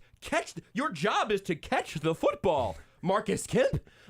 You have to be focused. Why did he just catch an L? Because if I think, isn't he the one who couldn't catch the F in football? Right. That's who I was thinking there. Dropped the F bomb. I was trying to. Great special teams play. Now he catches an L today. I was just mentioning him because he's my zone football dropper of record. If Marcus Kemp could catch a bleeping football. If Tom Brady could with his bleeping marriage, like we never give that benefit of the doubt to athletes, and I think it's probably something we could do a little more of. Now, we don't want to do more home life speculating. I don't think that's super helpful, but it's a very interesting exercise and something we don't do very often around professional athletes. Certainly ones that the caliber of Tom Brady. Is Aaron Rodgers having a weird year at home? Maybe he had a public breakup and a weird offseason and all of that. Is that affecting his play? I have no idea. But it does seem like a relatively human thing to extend to people. Well, he's also had, very public issues like family-wise, not just like relationship-wise, family-wise, and which made the joke funny at his and his family's expense when Jordan Love and Aaron Rodgers and that whole thing about, is he going to help him out? And they're like, look, Aaron Rodgers is a good guy. He's going to treat Jordan Love like a brother. It's a really good joke. It's a really good joke. I thought you were going to say a different Jordan Love-based family joke, which is that whenever they were here in Kansas City, that they gave Jordan Love's mom just the Aaron Rodgers family plan tickets. That also works, but these are all jokes at the expense of the very fragile thing we're all talking about. I don't know, man. It's weird. It's going to treat him like a brother. It's a weird. But we thing to navigate. We don't ever put that into the equation in analysis because we simply don't know. right? We can say, like, well, yeah, there's things going on. You got to assume at this point there are things going on at home. If none of the reports came out about Brady, like if he was a very private relationship, and was struggling, it would just be, boy, the Bucks, they go from Bruce Arians to, Bowles, and they had the offensive line injuries in training camp and early on, and they, lost an offensive lineman to free agency. So you've got some issues that are there already. Gronk is not there, and that's always been kind of a security blanket for Brady. Like, there's so many issues around this that it just kind of makes sense when you step back and look at it, that they're not going to be the same team they've been the last couple of years when they win a Super Bowl and then they were one of the favorites entering the playoffs to go and win a Super Bowl again. You could sort of understandably create or explain what's going on just by football elements. But then you hear the reports from, even if it were TMZ, like TMZ has some, the reports are pretty much accurate. They're not wrong very often. They're unsavory most of the time, but they're not wrong very often. But when you've got other, publications that are talking about, these are the things that are taking place behind the scenes. This is what Tom Brady did, and it's, and why he left training camp and things like that. And it wasn't for the Masked Singer or anything like that. It wasn't for something cool or fun like that. And as he returned and had a press conference and said, I'm 40-something years old. There's a lot of bleep going on in my life, as most 40-year-olds are. But like we don't really extend that part of it because we just don't know. Right. We just simply don't know. Because it comes as a surprise when on a Friday, 2 years ago or last year, maybe it was last year, on a Friday last year, Willie Gay says, I've just got to take some time away and worry about my mental health. Right. Like, oh, wow, where'd that come from? Right. Because we didn't know that was going on at all. The issue's there with whatever might be happening behind the scenes. And we know that at least it boiled over one night where then he was suspended 4 games for that. We don't know was that affecting his play? Is there other things that are going on at that time? Like, we simply don't know. But it is because also around here, the difference of doing a show here versus in different cities. I said this story last year when we got to the Super Bowl in L.A., and there was a radio station, I think, in Columbus, Ohio, because the Bengals were there somehow. So there was a radio station in Columbus, Ohio. Thanks for the reminder. That, was the table right next to us. And so we get there and like, hey, how you doing? Yeah, blah, blah, blah, blah, blah. And the first thing he said is, how much do you guys talk about Jackson and Brittany around Kansas City? And I said, none. Yeah, don't really actually. We don't. He's like, really? Oh my God, we talk about it all the time. Like that's, anytime we discuss, like that's sort of the main thing is just how can Patrick be able to do the things he does with having to deal with them in his personal life? Like I just can't. Like, yeah. See, the difference is like we talk about what actually happens on the field, and we feel like all that is so overblown by those outside because just simply talking about what goes on the field with Patrick Mahomes has been discussed so many times that it's nothing new, and you're not breaking down individual plays anymore. Nationally, you're talking about then the soap opera of life, which is really sports radio. Yeah, it's just different soap operas. We do soap opera stuff all the time. It's soap opera of what's going on in a team. Are you trading? Are you drafting? Who are you bringing in? Is this guy going to start? Is he going to be a backup? Are they friends? Are they not? What's the chemistry like? Do you like this guy? Do you not like that guy? He's holding out for more money. How does that affect the locker room? Does he deserve the money? Does he not? Like it's the Real Housewives of the NFL. Yes. Except Real husbands of the NFL, whatever it might be. Yeah. But like around here, we don't talk about it. But yet outside of this market, like I got a buddy in Louisville that will send me stories like anytime it's Brittany or Jackson and he sends me a story, he goes, you're leading with this today, right? I'm like, no, I don't think I will, actually. I'm not leading with it because we just simply don't care. Those and are also always very weird. The Mahomes family like energy that they get, that they receive is very odd to me. Like, it's just, I think it's largely a lot of people that don't, like, I'm not on TikTok very much, and I'm younger than most people who are talking about, like, Jackson's TikTok. It's sort of weird. Yeah, like the thing with the restaurant. I think some people, we tweeted about that every once in a while, whatever. You want to try to be good in your city, but also, like, I've heard stories from people meeting Jackson Mahomes walking around Kansas City and having wonderful little interactions in a selfie. I mean, I don't... Also, he's like 20 years old. Why? He's like 20, and why does everybody assume that Patrick Mahomes doesn't like his wife? Are you telling on yourself? Hey, everybody. You want to know why? Are you telling on yourself? You want to know why? Do you not like your wife? I mean, It's the elephant in the room. Is it that if they were Patrick Mahomes, they would not be married while being the most powerful the most powerful athlete in the city? No, it's the elephant in the room. You can be married. They just don't think she's good enough for him. They don't think she's pretty enough for him. My whole body just cringed into one single atom. Right. And I'm blinking out of existence. Yes.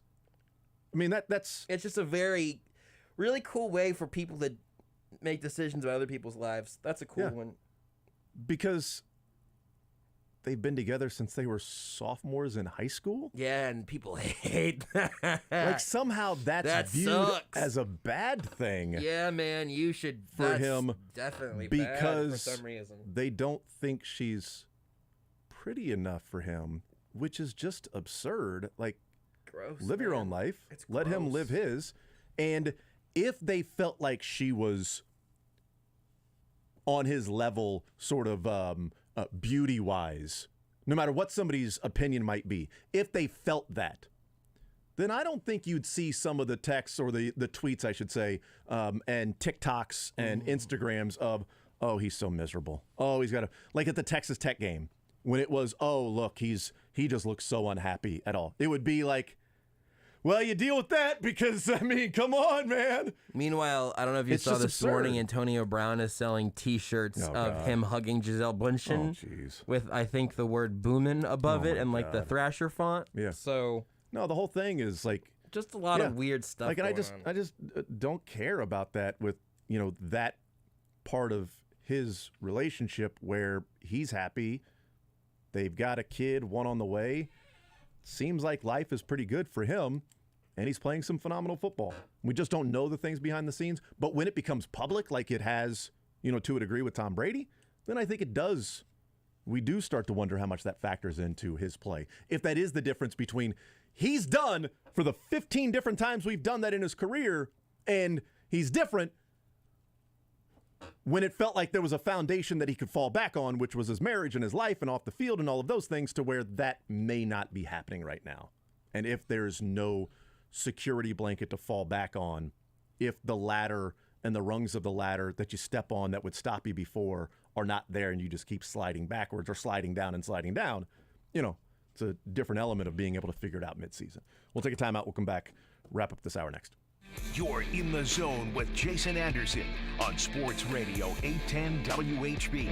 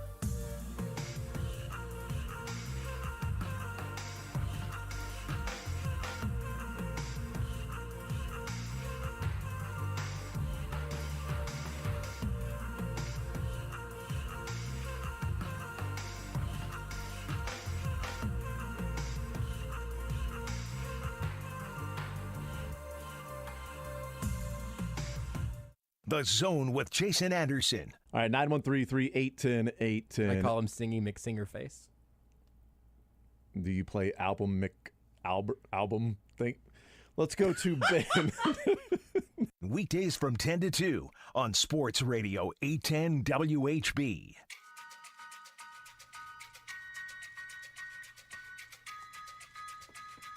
All right, we continue right here on Sports Radio 810 WHB. 913-912-4810. 913-912-4810 is the text line to be a part of the show, part of the conversation. We'll talk some college football. Braden Gall will be our guest. College Football Insider. Big Mizzou win. You gonna lead with that? You got to. You get to talk about a Mizzou SEC win. Embrace the positives, man. I'm going to ask Braden if there's a such thing as an embarrassing SEC win. That's what I think it should be. I think you can at least say, if in no other spot than that, at least Mizzou did one thing that teams don't do very often. Apologize for a win in the SEC. The biggest indicator of that is not how Eli Drinkwitz and that team thought it was going to go against Vanderbilt is that they had planned on playing Sam Horn. And they didn't play Sam Horn because it wasn't a big enough blowout. Sorry, Sam. I know that you were excited to play, but Vandy apparently brought it today. We didn't expect Vandy to be this good. Anchor down. Anchor down. We didn't think Vandy was going to be game. We thought we were going to just pummel them. Turns out, apparently we're not good enough to do that. What did Game D. Artman on Friday say with the Border Patrol? If Missouri doesn't put up at least 30 points on Vanderbilt, there are some issues. Guess what? Rushi, you got some explaining to do. They got halfway there with a little room to spare. Mm-hmm. Halfway to that watermark. Also, I just was looking again to make sure that I wasn't misremembering this. Vandy this is not the point, but Vandy really hurt themselves going to this stupid generic V that when they did their little rebranding where it's not the V and the star anymore. That was a good look. And this looks like, I mean, it looks totally generic, like a logo for a investment bank that starts with a V for some reason. 913-912-4810. Text says, I might have missed this because I've been in and out this morning. Is McKinnon on the injury list? Was wondering when he was reaching at his clavicle on the sideline. There is no injury list this week, so no injury designations or anything, so that may come out next week. But I agree with that. I saw that when he went over the bench after he was tackled, and was it after the long screen pass that he was tackled like that? I can't remember what it was, but he lands on his shoulder, and then he's over on the sideline sitting down, and they show him, and he's sort of like reaching into his shoulder pads to touch. Now, obviously, it wasn't anything that would cost him from returning to the game or being ruled out at that point, but there was some discomfort there where he was reaching in and sort of touching his collarbone inside the pads. I noticed that, but it's a good question. If there were a game this week, we'd find out tomorrow. I just went and double-checked here from post-game. Andy Reid opened up saying, really don't have any injuries to mention here. We should be on a positive note. Dana, McDuffie, and Fenton, we have a chance of getting back here this next week. So yeah, there were no in-game injuries to report as of that time, which makes me think that if McKinnon is banged up, nice time to have a bye week. Because sometimes you will see guys that don't practice on a Tuesday after finishing a game on a Sunday, not being mentioned or whatever. You find that stuff out, but I haven't seen any reports about that from anybody who's been keeping an ear to the ground, and Reid didn't mention it. As you said, obviously, McKinnon was back in the game, so I think that's all relatively good news there. No news might be good news on that one, especially on a bye week. 913-912-4810. Text says, you guys know you could leave Tom's personal life alone. Well, we typically do. We don't talk about personal life. What we're discussing is that if that has something to do with this, is there a difference in saying Tom Brady is done and he's not looking the same versus how many times we've said that ever before? Right. And I just kind of think that's sort of missing the point for me, which is that I'm not saying we necessarily should bring that into the conversation more often, but I think it's interesting when it does, because in other facets of life, I haven't watched Severance on Apple TV Plus. I think this is basically the point of it. I've heard it's very good. I'm looking forward to watching it. You have seen it? Oh, it's great. Okay, great. So you probably don't make any references that are going to hurt me, because I genuinely want to watch it. This isn't like when I tell Beards I'll eventually get to House of the Dragon, but I'm lying, the whole time. Well, when the Lannisters showed up in Severance, that was... I tell you what, man, that's a good... That was a left turn. Heck of a twist. I didn't expect that. Me neither, but M. Night Shyamalan apparently is now directing it. I really need to tune in. But like we do all the time. You can have a personal life, a bad personal life day or week or month or year or whatever, and it will affect your quote-unquote work life, because it's all one life. It does all come together. We should not be pontificating on Tom Brady's relationship. We shouldn't be pretending to be the experts on if a potential divorce is hurting him on the phone. I think there's a difference there. But being able to hold in your mind, hey, I wonder if real life outside of the job is impacting professional athletes. Yeah, of course it is. The mental aspect of the game is part of it. But not to say that, well, it's obvious his personal life and his marriage, that's why we're seeing this. Right, projecting in this case is bad. I think there's a chance that that's happening, but I don't know. But if that is happening, that would be one way that it would seem different of Brady's done, that we've talked about it in the past. He doesn't look the same versus now, does it have staying power if that is such more of an impactful part of his life? Hear exclusive Chiefs coverage.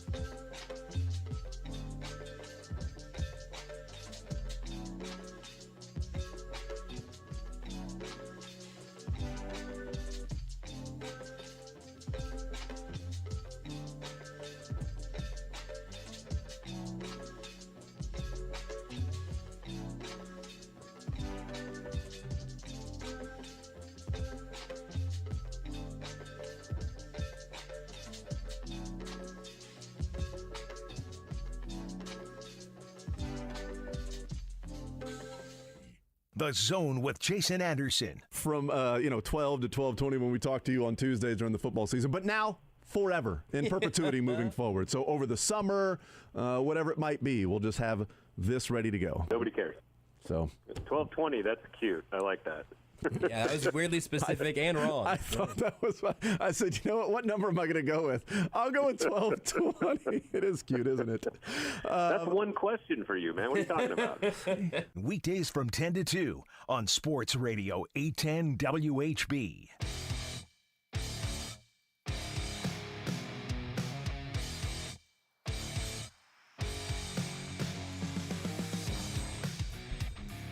All right, we continue right here on Sports Radio 810 WHB. Jason Anderson with you. Josh Brisco, Beards. We had up until 2 o'clock. We got some sad fans coming up later on in the show. Let's talk some college football. Braden, Gall, 440 Podcast Network, ESPN Radio, Athlon Sports, from the Fringe Element Podcast, a football show podcast, and about 15 other ways that you can probably hear from and get his opinions. It is Braden Gall joining us here on a Tuesday to talk some college football. Braden, what's up, man? Nothing much, man. Just can't wait for another weekend of college ball, and it occurs to me that it is quite dangerous for someone who talks a whole lot to make fun of other people for talking too much. That's a dangerous, dangerous thing to do. Why would you say that? Who makes fun of other people for talking too much? I don't know. Me. I don't know anybody that talks too much around here. We're pretty much, we get through about 40 topics in one show. We line them all up, and it's just boom, rapid fire. And actually, Braden, you're here to talk about glassification. Go ahead. Oh, man. Okay. You don't actually have to do that, but I saw Braden tweet about glassification earlier. I'm not even sure what that is. Is that a real term? Quickly, if you've come to Nashville at any point in the last 30 years, the skyline looks very different today than it did, let's say, 15 years ago, maybe 10 years ago, maybe 8 years ago. Every single building that is being built, and there are many, it is all just glass. Every single building is just glass. There's no brick, there's no stone, there's no old Nashville, there's no architecture, there's nothing there. It is just walls of glass everywhere. And the new Titan Stadium renderings came out this morning, and it looks like a Vegas nightclub, and I get it. It looks cool. Young people are going to love it, but like it doesn't. It looks like new Nashville. What? I'm looking at it right now. That's the rendering of the stadium? Yes. It literally looks like there's another building downtown Broadway that no one who lives here goes to, unless you're unless you're under 27 and love tequila shots and music that. It's so loud. This is where I'm yelling at clouds, which is fine. It all sounds like yelling at me. Speaking my language. I'm old and I drink. I'm in. But it's just like I'm just curious. Like there's no because again I've the Kansas City Stadium, right? There's a whole backstory to why it was designed the way it was designed from an audio standpoint, right? Like the guy from Denver who like put it together to make sure the sound there's like an acoustic element to why it's designed the way it's designed. Like there's some cool backstory there that tells a story. Like I just see stadiums in the NFL, to make this a more relevant topic to other people listening or anyone listening. It's like Lambeau, Wrigley, Fenway. Like there are ways to make 100-year-old buildings still really awesome, cool, traditional, but modern. You don't have to just build SoFi Stadium. You don't have to just build Mercedes-Benz. You don't have to drop a UFO on top of the Roman Coliseum like they did in Chicago. Like, you don't have to do that. You can make it. And Nashville wants a stadium that feels like Nashville. The problem is it's the wrong Nashville. Like, that's the Vegas strip club, like nightclub, like Broadway Nashville that you're seeing in those renderings. Interesting. Not like the Ryman Auditorium, which is like an old brick stone building with like incredible architecture and a lot of character and culture. And I'm just curious how long that lasts. I think that goes out of style pretty quickly. And as a taxpayer in Davidson County, where the Titans are located, I do not want to be paying for another one of these in 25 years. So, yeah, I didn't. I'll be honest. I saw some pictures of that, and I didn't know what it was. Exactly. I thought it was just like a restaurant, or something like a bigger restaurant that had a couple of decks to where you can go and hang out and eat and watch some games, something like that. I am this exact minutes and seconds old when I realized that was the rendering of what the Titan Stadium would look like. That's doing too much. And don't get me wrong, like outdoor dining with some green, like natural living elements, like cool. I'm all for that. And I'm sure every major city in the United States has a bunch of rooftop hotel bars where, again, it's catering to a very particular crowd, and I get it. That's fine. Like, I used to be fun and young, and now I'm neither of those things. So, and that's fine. But, like, there's a lot of them that have cropped up in Nashville in the last few years, and it just feels like they're leaning into, like, the wrong part of the history of our city. Like, it doesn't need to look like Lucas Oil Stadium or anything. But, and again, I know Kansas City is sort of unique in that it's kind of, the stadiums are right next to each other with like a lot of extra space around, right? They're trying to put this in the middle of a major metropolitan development with a lot of hotels and restaurants and bars and a new thoroughfare that like is supposed to be used by locals. Like there's 130-acre redevelopment of the entire downtown area that's going to go into this, and that is a very complicated procedure when you're trying to balance tourism, Titans fans, and locals all into one conversation. Well, I mean, we're not far away here in the city from having that conversation because the Royals are going to move downtown. That's right. And they're going to be separating from the Arrowhead at the Truman Sports Complex. And then the Chiefs are going to want either a new stadium built or renovated where it's at, along with probably an entertainment district where even if they renovate where they're at, they're going to tear down Kaufman and build like an entertainment district of whether it's restaurants or hotels to where they can gain a little bit more revenue that they can help out with the cap and cash on hand if need be. And we're going to be talking about renderings and taxes and burdens for whatever county when the Royals move downtown. How far down the road is that for you guys? I think in the next 4 or 5 years that we'll be down the road of getting something passed, talking about it, renderings, because the lease is up in 2031, and I don't think it's going to be near that one. I think the Royals are going to have a downtown stadium built by the time that happens. Well, and do fans want a downtown urban baseball stadium? I would guess they probably do. Depends Maybe on who not. you ask. I don't know. Yeah, it's a mixed bag. Depends on who you ask. Yeah, that makes sense. And I do. Yeah. Yeah, exactly. What's interesting, and I live literally like 2 miles from the Titan Stadium. Like I have a family of 4 going to metro schools in downtown. Like we live pretty close to downtown Nashville in like a neighborhood, and so it affects, like when the Titans have home games, it affects our travel plans. Like it affects how and when we drive places. But like that's sort of part and parcel with living in an urban area. Mm-hmm. Now, I would certainly, if I was Chiefs fans or Royals fans, I would be paying very close attention to how this deal is being worked because it is being labeled as the largest publicly funded stadium in NFL history. And while that is technically true, all of the tax, like none of the tax, and this is way too much detail, but none of the tax dollars that are going to be spent on this are going to come out of the city's budget. It's very complicated. There's a lot of like, votes and stuff that have happened in the past. There's state money.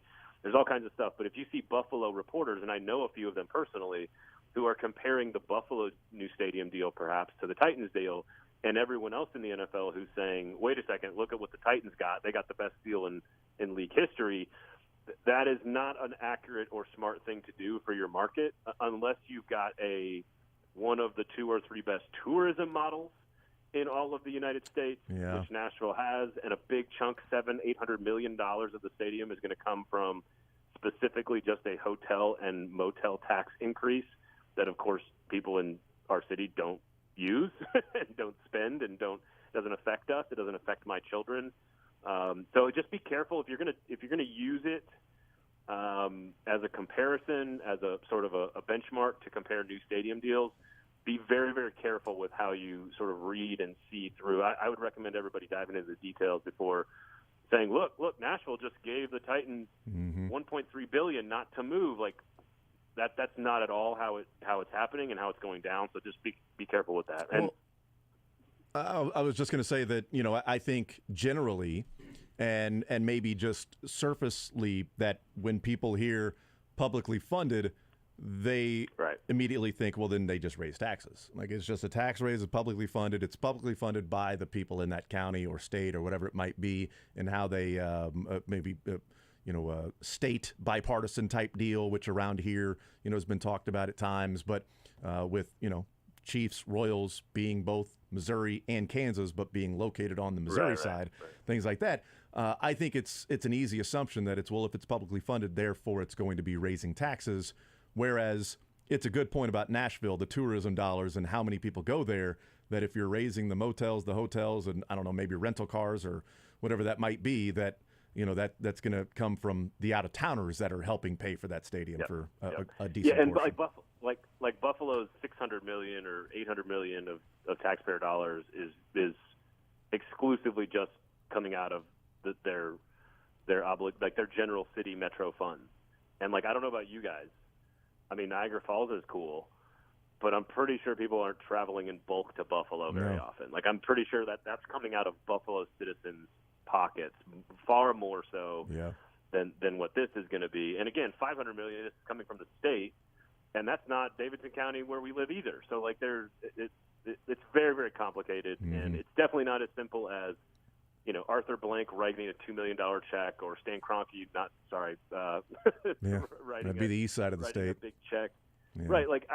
That's most of these owners. Sure, Jerry Jones could do it. There's a handful of owners that could do it, but the Adams family, Amy Adams Strunk and her business, they're rich, but they're not. I can write a check for $2 billion liquid. You know what I mean? That's a different level of rich. Well, I mean, the Browns in Cincinnati. I mean, we've talked about it for a while that, waiting to see what Joe Burrow's contract's going to look like, because every dollar of what's guaranteed is going to have to be put in an escrow account for them to pay, and his wealth is tied up into him owning the Bengals. That's his money. Right. So how do you get liquid $200 million to put in an escrow that's what you're going to owe Joe Burrow? I don't know. And that's something the Bengals are going to have to deal with. And it's how they've always structured their contracts, of how much guaranteed money is involved, because that's money that they immediately have to, spend, from their, bank account, whatever it might be. And you don't just sell off a piece of the team to get liquid. It's not just I'm going to sell this antique so I can get a couple $100 so I can go to the Chiefs game. It's not going to be liquid like that. And new stadiums, there's a lot of debate on new stadiums being economically viable. Nashville's going to get a Super Bowl. They're going to get college football playoffs. They're going to get Final Fours. They're going to get – I don't care about WrestleMania, but you're going to get a bunch of WrestleManias. There's a lot of stuff that's going to pour money into the economy that people claim it pays for itself. I'm well, no. That's also not how economics work either. I don't benefit from the Super Bowl being here, other than I'll probably go and I'll get to cover it and I'll get to be, involved in the festivities. But the people that make money off of the Super Bowl being in your market are not the people, putting 3 kids through high school educations and trying to put food on the table and work jobs that are 50-hour a week. That's not the people benefiting. The people who benefit own major corporate partners and major corporate sponsors, and people who own hotels and own major businesses and own things like Bridgestone and Firestone and those kinds of people that are headquartered here in Nashville. And again, that's the same thing for Minnesota, same thing for Indianapolis. But at the same time, can you imagine Kansas City or Nashville or Minnesota or Indianapolis without those football teams? And so there is an inherent financial value that's very difficult to quantify. And just ask St. Louis people what that feels like. So there's no major metro area in the United States that's not doing this kind of thing in some way, shape, or form. Nashville is uniquely qualified to spend a bunch of other people's money on their stuff, and that is a unique situation for Nashville. Well, I've called it for a long time that, the publicly funded stadiums that I know a lot of people talk about economically, is it a viable thing? Is it a waste of money? Is it something anybody should be doing? I get all that, and I'm a sports guy, so, understandable that I would lean towards, I'm good with it, because I've called it a pro tax. Do you want to be a pro city or not? Because if not, there is another city that will do that. That will then give the publicly funded money for that franchise to go there for a new stadium. And if you don't want to be a pro city, that's fine. Vote on it, and then that team can move. If you do want to be a pro city, then there is a pro tax that goes along with it. But what people, I believe, leave out in some of the economic studies is spending 10 years in a city that I wasn't there when it was happening, but had a larger population than Indianapolis, Cincinnati, and Nashville. But over the years, Louisville turning down opportunities to grow and messing up NBA franchises wanting to go there because they were too tied into the university being the main thing there, and the mayor and other political figures being persuaded by university officials to not let some of the pro teams get there. that is a city that has been passed up by a lot of people or by a lot of other cities. And the economic impact is the companies in that city that are leaving. And you know why? Because they can't attract talent. Not talent to sports, talent to just work in a business, because people from outside the city don't care about the university. And that's the main thing there. That's the pro team. They don't care about that.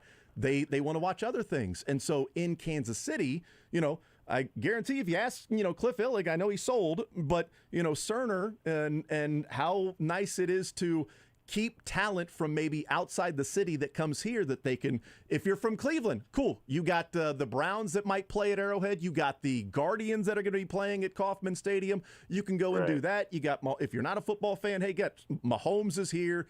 You can attract talent, and maybe it is part of it, but I don't know that it's ever included in some of these economic studies of what impact having the pro teams in your town does for the businesses in town to keep talent around that don't want to then move young out of college and go, I want to go somewhere where there's a nightlife and there's some fun things to do, and it ain't happening here, so I'm going to take a job somewhere else. Thanks, but no thanks.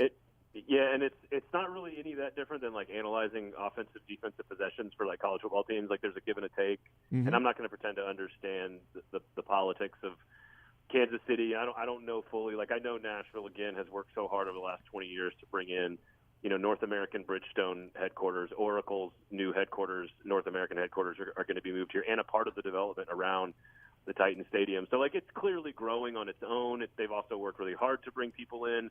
Again, is that unique to Nashville versus other places? Like, again, Indianapolis. I used to live in Indianapolis. It's a wonderful town. I can't imagine that they're trying to bring in, like, all these massive new Silicon Valley tech things to kind of create thousands and thousands and thousands of jobs. And again, with that comes other questions. Like, even like we just talked about with Kauffman potentially moving downtown. Like, that there's a really cool element of that that's really fun and exciting. But then, it's not going to benefit everybody that way. And so it's just a give and take, like anything. And I know for a fact that the city was on the hook for every penny of renovations for the Titan Stadium, which is a complete dump. It is one of the worst stadiums I have ever been to. I was there on Sunday, and the football between the Colts and the Titans matched how bad the stadium was. And so if you didn't like that game, that's how bad the stadium is. Yeah. But like we're on the hook right now. My kids' education fund, the police department, the sidewalks, transportation, whatever it is that's in the budget is on. We are on the hook to pay for renovations, which could be over $1 billion if they wanted to renovate the stadium. The new deal takes all of that money off the taxpayers' burden. So while it looks like, again, it looks like it's the most highly funded, publicly funded stadium in NFL history, it's just not that simple. And so diving into why a baseball stadium should or shouldn't go downtown, or again, we can all have opinions on the renderings, though. That's totally fair game. We can all say, look, I think that looks stupid, or hey, look, that looks awesome. Yeah, and also sidebar, the World Cup wouldn't be coming to Kansas City either if it weren't for having those things in town. Exactly. So, which brings us to the next point, K-State TCU. And what to make of what takeaway you may have from that, because Sonny Dykes is 7-0 in his first season at TCU, and the local teams that they've played, Braden, they've injured the starting quarterback. So other local teams don't play TCU. Okay, that's the takeaway. But Jalen Daniels gets hurt in the first half against TCU, and Jason Bean comes on and throws 4 touchdowns in the second half, and so they're right there. And it was an entertaining game. And then Adrian Martinez leaves early, and Will Howard takes over, and it's like, okay, they're up 28-10, and ultimately it turned out to be the defense that couldn't get enough stops, but also offensively it hit a roadblock as well. So like how do you come away from the TCU K-State game? Like, what's the view of what we saw in that game? So it's funny because, like, how again, Dylan Gabriel, Jalen Daniels, Adrian Martinez, like it certainly helps when you're undefeated to be doing what you're talking about there. But I do so a couple of different ways you can look at this. Like we were just talking, there's two sides of the coin, right? There's the TCU side, there's the Kansas State side.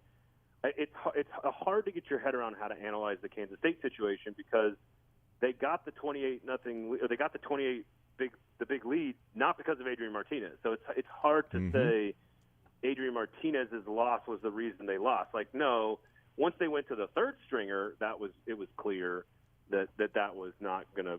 They were not gonna score any points in the second half, and that TCU came storming back, and but that was, when was that, like mid third quarter? Yeah, so, and the one pass being an interception, and it was bad. And Will Howard has tons of experience, but he didn't exactly. I tuned in right when it was 28-10, so I flipped over and was like, what is Will Howard doing in the game? And then I kind of learned how it unfolded, and I'm like, oh man, he's the reason they're up. Okay, this will be good. This will be different. Let's try it out. TCU's been in this situation before. They were just down to Oklahoma State, basically the same score, 24-10 in the second quarter, just a little while ago. Like, let's see how this works out. And they just had no answer on offense. And so I think if you're a Kansas State fan, you can kind of say, look, we still have a chance to get to the Big 12 championship game. We still could be one of the best teams in this conference. We can still win a title. We do need our starting quarterback to be healthy to probably do that. I think you can kind of come away with that one being a little 50-50 about it, right? Like, you didn't really have a chance in the second half because of the injuries.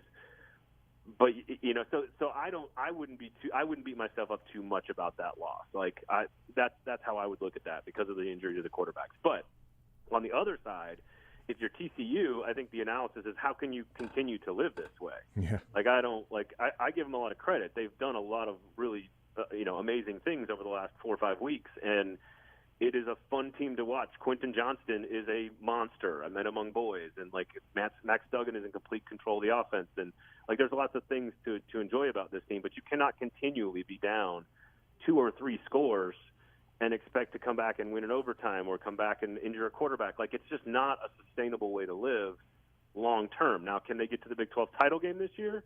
Have they baked in maybe a bit of margin for error because they've come back and won some of these games with the playoff committee? Maybe. I'm not sure about that yet, but we'll see what happens around the country. If there's a bunch of teams with losses, then I think they may actually have room for error to have a loss somewhere in there, which I think is going to happen, because, again, I don't think you can play football games this way and expect to win every single week. So they're very good.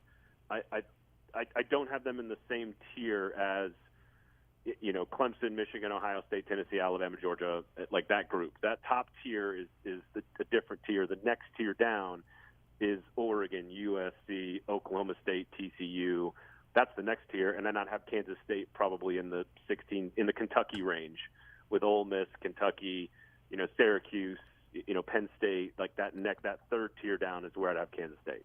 Yeah, and I wonder if TCU, was living right when they needed to live right against those teams, and now that that they play some teams that aren't at the level of the Oklahoma States, Kansas States, Oklahoma at the time, which we thought, but maybe different view now. But Kansas at the time, the way they were playing with Jalen Daniels, and that was a fun game back and forth, and not fun that Jalen Daniels went out. But West Virginia, Texas Tech at home. At Texas, it's different, but, Baylor's had their struggles. Iowa State at home. Like, did they live right enough against the teams they needed to make it through to where the margin for error based on opponent is a little bit wider? Yeah, right. And I think that's an important question. Yeah.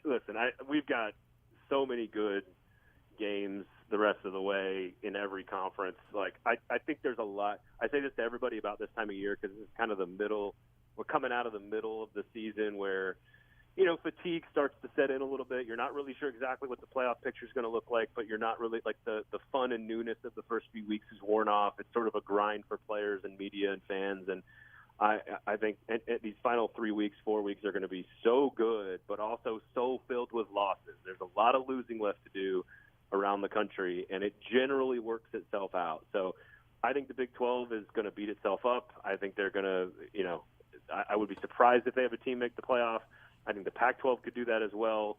And then it just comes down to, can Clemson hold serve and get in? So I think there's a lot of losing. I think Alabama could lose next week to LSU, not this week, but the following. Michigan could be a one-loss team that's got a very worthy resume. There's just so much still to be determined. And, again, I think this is when things start to ramp up a little bit. Like, we ramp up for the start of the year, then we kind of, the energy levels dissipate, the adrenaline wears off, and you got to sort of grind it out in October. But then November kicks in, and it's championship games every single week in every single conference, basically. Visiting with Braden Gall. He is our guest from the 440 Podcast Network, Athlon, ESPN Radio. We hang out with him, talk some college football. as we look at, K-State and KU combined, both losing their quarterback, and we'll see how long for really both of them, which one do you think is more detrimental to their team? Jalen Daniels leaving and not playing for KU, or if Adrian Martinez were to miss an extended amount of time? Probably Jalen Daniels, just because the state of the roster for Kansas. Like, defensively, there are far more questions for Kansas than there are for Kansas State. Playmakers, there's more for Kansas State. The program is more established. There's more depth.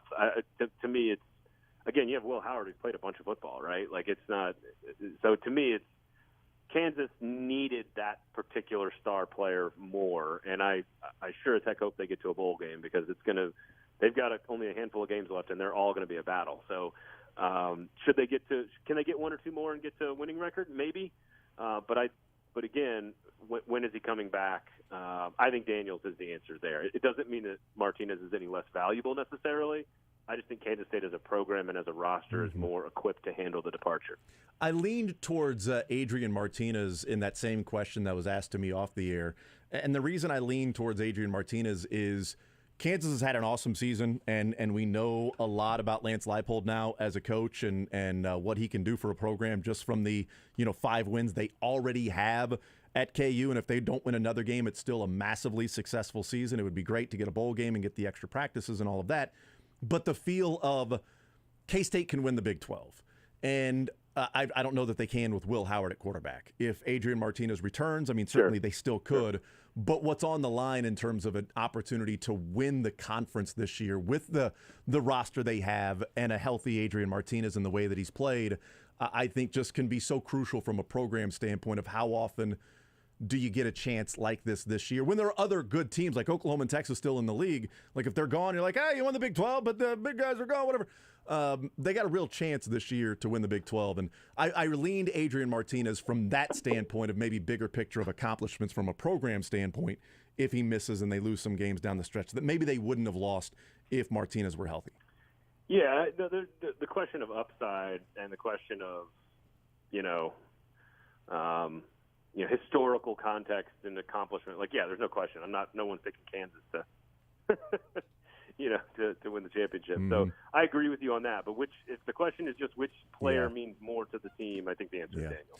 Braden Gall is our guest. Is there anything? Is there ever an embarrassing win in the SEC? Is there such thing as an embarrassing win in the SEC? Because we've been discussing that with Mizzou.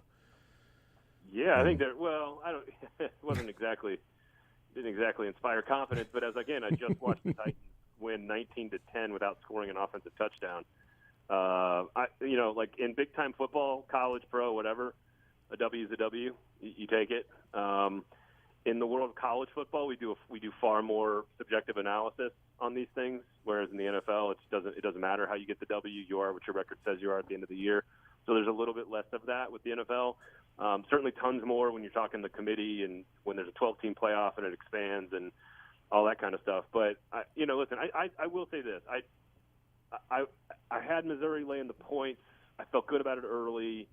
I do believe that Vanderbilt has made significant progress from where they were last year in general. I think they found a quarterback who's going to be the guy on that team, even though they ended up with Mike Wright in there. I think the program is slowly finding its footing and building. And so for them to play a tough game on the road like that, I don't think that is a huge indictment of the Missouri coaching staff or state of the program. How do they play against South Carolina? We'll see. But I will say, just again, to play devil's advocate, to give some Missouri fans some hope here, I do think that Vanderbilt program has been slowly building from last year to this year. And while it's not great still, and it's not, you should win by more, I actually thought the number was pretty large last week as far as betting goes. I was a little surprised at that. So. Yeah. I don't know. I don't know what it means, if it should make me confident or not that, the line's moving in Mizzou's favor. They were 5-point dogs. Now they're only 4-point dogs. So, I mean, and that's a smaller number than I expected. The 5-point margin made me feel like, wow, are they begging you to put money on South Carolina? Are they saying yes? Bet South Carolina, please. So which means they like South Carolina to have a letdown coming off the win. Yep. So. And Mizzou right there to sneak up on them. to lose a close game somehow. I'm not sure how they're going to do it, but they'll find a way to do it. Yeah. Braden Gall, 440 Podcast Network, ESPN Radio, Athlon Sports as well. Braden, you're the man. Really appreciate the time as always, sir. Yep. Enjoy the football. We'll talk next week. Yep, always a pleasure. Absolutely. There's Braden Gall joining us talking some college football and stadiums. I didn't know that was going to launch all that it did on the stadium front. I just saw him tweet glassification. Right. Ended up being pretty relevant to our immediate future here in Kansas City. I'll say this. It's something to keep in the back of my mind when, we go through those things here because I'm hoping that when the time comes, I'll do more research in looking into how some of these things were structured in different cities and how they're going about, taxpayer burden and things like that. But I think it is relatively simple to go, well, it's the largest publicly funded stadium we've seen in the United States, and go, this is absurd. And all of those taxpayers in Nashville and Tennessee are having to pay for that.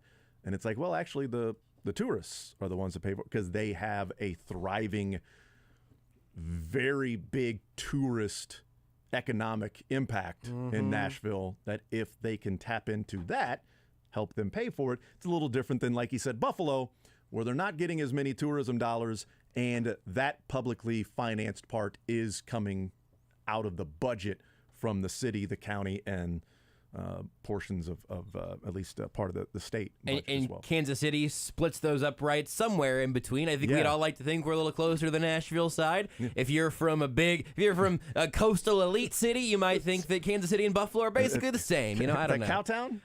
Exactly. So I don't know what the actual numbers would be, but somewhere in that space in between, Kansas City's got some growing that has been done and will continue to be happening. We're also not Nashville from a tourism standpoint just yet. So that will be a very, very interesting thing to keep in mind as that conversation does go on. Also, we can, try to make sure we get a little more aesthetically interesting stadiums built than what's going on in Nashville. The Nash Vegas sort of energy of this stadium is very real. Yeah, I thought that was people. As were just is my incoming bet on South Carolina. Thought people were just showing a new restaurant or something. Yeah, I think that's honestly what it looks like. We'll take a time out. We'll come back. We'll continue rolling. We got Sad Fans coming up in the 1 o'clock hour. We'll talk some college football. We'll still get into the numbers. The numbers. We got the numbers still. Yeah, Patrick Mahomes. He's good in games where they're trailing by 10 or more points. I put all the numbers together that told me he's awesome. We'll do that. You know what? Let's do that next. You want to do it next? I say we do it next. Is Patrick Mahomes good? Next. Want to see more of The Zone? Watch the show live on the Sports Radio 810 WHB Facebook, Twitter, YouTube, and Twitch.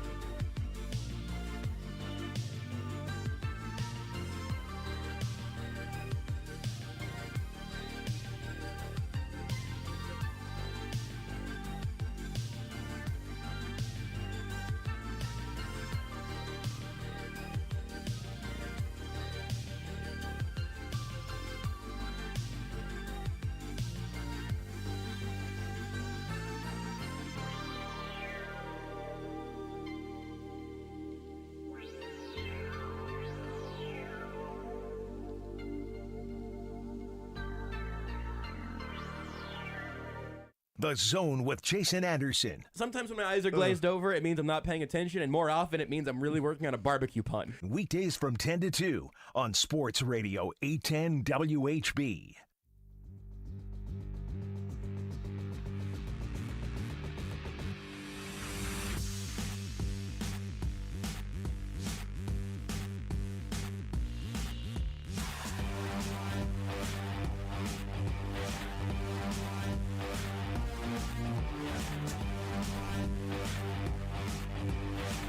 All right, we're continuing right here on Sports Radio 810 WHB. Jason Anderson with you, Josh Brisco, and Beards. We've got Sad Fans coming up at 1 o'clock. Thank you to Braden Gall. A lot of people pumped about the college football conversation we got into with Braden. Text line blow up there with that? Or? As you would expect. Yeah. Yeah. You not interested in where the Chiefs and Royals are going to play their games in the years to come, text line? Right. I mean, come on, man. All I said was glassification. Yes, that's right. Sorry. Yeah, you should be sorry. Text line. Sorry you got some unexpectedly excellent analysis from an unexpected source from Braden Gall. Yeah. You know what? Hey, we always hear one thing from Braden Gall. You want to hear from him this time? You know What's what? that? Everybody cares about where the stadium's going to be. Text line. What if I just get really hostile towards the texters? What if that's like a tension for this show? You love the text line, and I just mother bleep them. I'm just always angry. There's never been a good text from the text line ever, and I just rage against the text machine. You should do that. And Let's test it out. We'll see and how it then goes. Beards, will just pick and choose on the Twitch or whatever, Yeah. and he can play it however he sees fit. It's like it's dealer's choice for him. That's good. I think Beards is the one that gets to use his actual judgment. I'm going to just rapidly hate on everything, and you can read all your favorite texts that you bring. Well, I will let you know right here. The Twitch chat has declared war against the texters. Okay. Recent comment here just says the texters suck. Wow! Wow! There you go. Whoa! Whoa! Hey, you know what? Hold the phone, Hey, you guys. know what? What? They're right. No, they're not. You stop that. You stop that right now. Stop heard it. me. No, I didn't. Yeah, that makes sense. I heard nothing. I heard nothing of the sort. So, the BART, is that what we're calling it? Are we ready for the BART? Is it BART time? Yeah. Basic Anderson Research Team. That is the team itself. So this is a BART research project. So tell me what BART has uncovered here. Remind the great listening audience and also the texters what you did here. What BART did here. What BART did here. Yes, that's right. The Basic Anderson Research Team. Basic Anderson Research Team. And by team, it was just simply me. Yeah. So I had asked the question yesterday that Patrick Mahomes and his record of 12-5 since 2019 in games in which they were trailing by 10 or more points. Patrick Mahomes' record of 13-9 in his career in which his team is trailing by 10 or more points, which quick math says they were 1-4 his first year in the NFL, which is why I think they differentiate the next-gen stats or whatever since 2019, because you take that 1-4 start from Patrick Mahomes away, and it's like, well, 12-5, he's got like a 700 winning percentage as opposed to, a 10-win season winning percentage in his entire career. Not bad. Coming out to being a 12-5 team over the course of a 17-game season, which is great because it's been 17 games, so you know exactly what that would amount to be, which is winning a division. Mm-hmm. In the last 4 years, well, 3.5, his games trailing by 10 or more points would win a division in the NFL, being 12-5. So I asked the question yesterday. I said, well, yeah, but what did Patrick Mahomes do in those games once the team fell behind by 20 or by 10 or more points? So I wanted somebody to do the research for me. So nobody did the research for me, which was disappointing. Sorry. I do think next time maybe we just see if we can maybe bribe Curtis. Oh, yeah. Hey, here's a nice shiny nickel. Don't spend it all in one place. Go get yourself a piece of bubble gum. Get a whole nickel, man. So I wanted to see that, what it looked like. So I broke it up into a couple of different things, and I'm going to do the quick math here. No such thing as quick math. All math, for me at least, takes a little while. Mm-hmm. What's 5 minus 2? 3. 3. Yeah, 3. Is it? Yeah, I just did. I got my calculator out in that time. Okay. While I was struggling, I typed it in my Chrome browser. Got an answer. So here's what I came up with. What'd you get? What did Bart come up with? Bart, when I look at all the games he's played, in the trailing by 10 or more points, I broke it up into a couple of different categories. Overall, 2018 to current, and then when the next gen stats use the 2019 to current. But one thing that I found when I did that was, well, I'm just looking at, 22 games? 13-9 record. I'm just looking at 22 games here. But it is not 22 games. No. Because some of those games, the Chiefs fell behind by 10 points with 5 minutes to play. Right. So the numbers he puts up does not count for a full game. So then I had to go back and look at the specific minutes that he played in those. And then take those minutes, how they would translate into a full game, and then see what that would equal in a season. Okay. So I've come up with what is a season-long number. So is this now a projection based off of those, or have you extrapolated it out or cut it down? No, I've extrapolated it to what would be a 17-game season. Okay, so you got it. So I've got the overall totals of just the raw numbers. Right, but then you also have what that would look like in 17 games or 22 games as opposed to what he's actually done. Essentially when teams have to know they're throwing the ball. Absolutely, yes. So in his career, when the Chiefs are trailing by 10 or more points, in the 22 games, the second they're trailing by 10 or more points, from that point forward, Patrick Mahomes, in the 22 games, has thrown for 5,670 yards, 53 touchdowns, 11 interceptions. He has rushed for 460 yards and also scored 2 touchdowns. That is a quarterback rating of 112.9. Pretty good. In his career. Pretty good.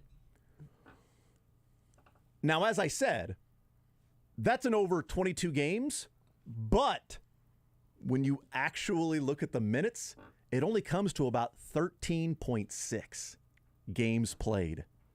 When you add up all the minutes that he played, it's not even 14 total games. Are you projecting that as like 30-ish minutes per game just to kind of... No, 60. So out of a 60-minute game, right, he was down by 10, 30 minutes of this game. But the defense is going to be on the field. Game. Right. No, it's just an overall. But if this is what he did in the game, you don't take it like this is what he did in the game when he was out on the field against the 49ers. This is just what he had in that game. Sure. This is including the times this is how much the time was being on left. The field, all that. Yeah, it's just like, okay, he threw for 5 touchdowns in that game. Right, but we don't say he threw for 5 touchdowns in 24 minutes because that's all they had the ball. So it was in the game.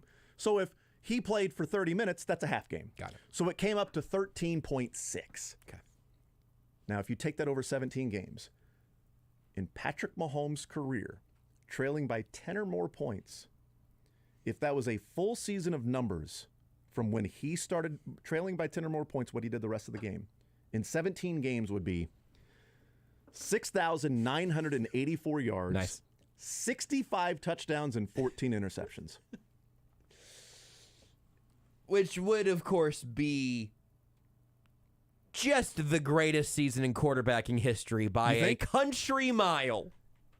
What Patrick Mahomes has done from the point when his team is trailing by double digits to the rest of the game in his career, when you take all the minutes he has played in that situation and you take it to a 17-game season, he would have 7,000 yards passing, 65 touchdowns, and 14 interceptions. You know what I say, Andy? Start the game down double digits. Just do it, I guess. Start the game down double digits.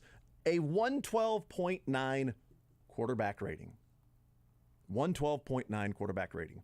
And if you look at since 2019, so 2019 to current, what that would be is over the course of the season would be 6,897 yards, only 59 touchdowns, but 11 interceptions, so 3 fewer interceptions with that.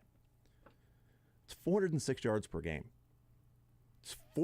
He averages 406 yards per game and 3.5 touchdowns per game. In his career, the second his team trails by 10 or more points. It's unbelievable. Because on some level, you're taking deeper shots. You're trying to play a little more aggressively. Teams know you're going to be throwing the ball, but that's right? the other side of it, is that teams have to know where you're coming from in all likelihood, depending on the exact situation of the game. Just absolutely bonkers. Yeah. 4.5 hours to tell you that. It's all the work. Give me, with all of that being said, give me that initial stat line again of about 13 and a half games. Yep. And 13 and because the projection's awesome. I love how absolutely broken those numbers are. But in the stuff that he's already done in about 13 and a half games, trailing by 10 or more, what's the stat line? So just the raw stats or what it would what it actually has been through roughly 13 and a half games worth of clock. It's 5,670 yards, 53 touchdowns, 11 interceptions, 462 yards rushing, and 2 touchdowns in about 13 and a half games. That total. would be the greatest quarterbacking season of all time.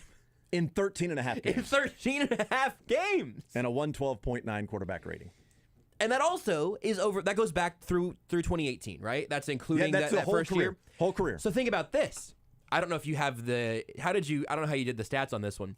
I would imagine, obviously the record you've already pointed out, I would imagine that he gets better as his career goes on at this. And so the extrapolations for just the last couple of years, if you're going to extrapolate it to 17 games, might be even wilder because Mahomes has gotten better as a quarterback over the entirety of his career so far. Yeah, I didn't do it by year, but I might. But you have the info for that, right? It wouldn't make you go back into the pages. All right. I've got the minutes and what his stat line was for every single game broken down individually, going back to the first time his team trailed by 10 points was on the road in Denver, Monday night, left-handed pass. The second the Chiefs got down by 10 in Denver on Monday Night Football, there was 12:47 to go in the game. He was down 10 points. He went 13 of 15 for 153 yards and a touchdown the rest of the way for them to win. That was the start. That was the beginning of this guy might be different. And 21 games later, we know that he is different. Great research by the Bart right here. Thank you. I Great appreciate stuff that. from the Bart. You know, it hasn't necessarily been wins or losses that have gotten better because he started off 1-4 in 2018. Last year, he was 1-3 because the Chargers at home, the Bills at home, and then the Titans on the road. Those were all 3 losses when they fell behind by 10 points. The one win was Cleveland game number 1, in which they fell behind by 10 points. So I'm going to tweet that out in some way, shape, or form to figure out how to put that into a tweet without having 17 tweets. Yeah. But just try to be succinct. And here's the record, but here's how stupid it is in just the numbers that he puts up. We'll take a timeout. We'll come back. We'll wrap up this hour next. Follow the show on Twitter at J810Anderson, at JB Brisco, at Beards McFly, and at Sports Radio 810.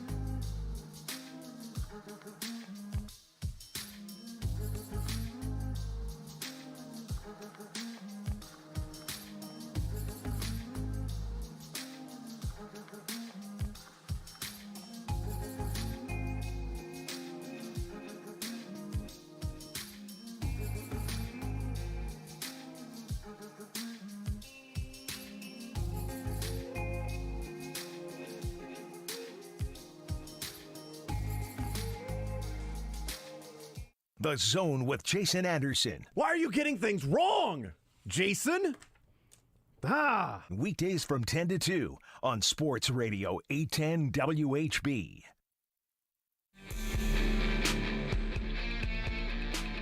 I wonder if trying to create the tweet for the numbers is going to take me as long as it did to come up with the numbers.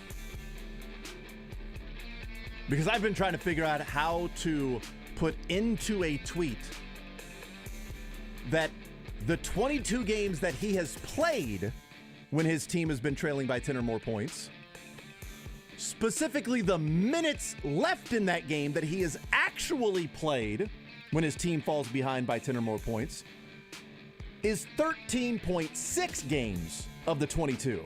How long did it take you to get the stats together again? About 4.5 hours. I think that's bad. I'm pretty sure they say to call your doctor if your investigation lasts longer than 4 hours. Yeah. My relief was this show. Whoa, hold on. I gotta go. Sorry.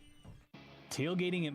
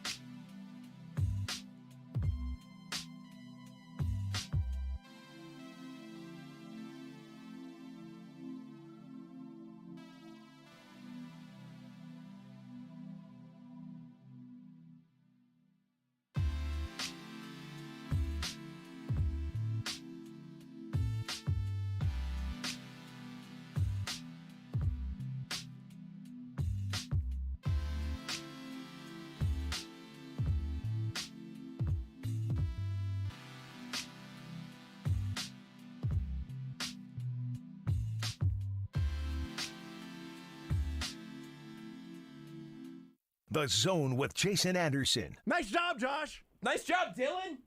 Nice job, Christopher. Way to go, Beards.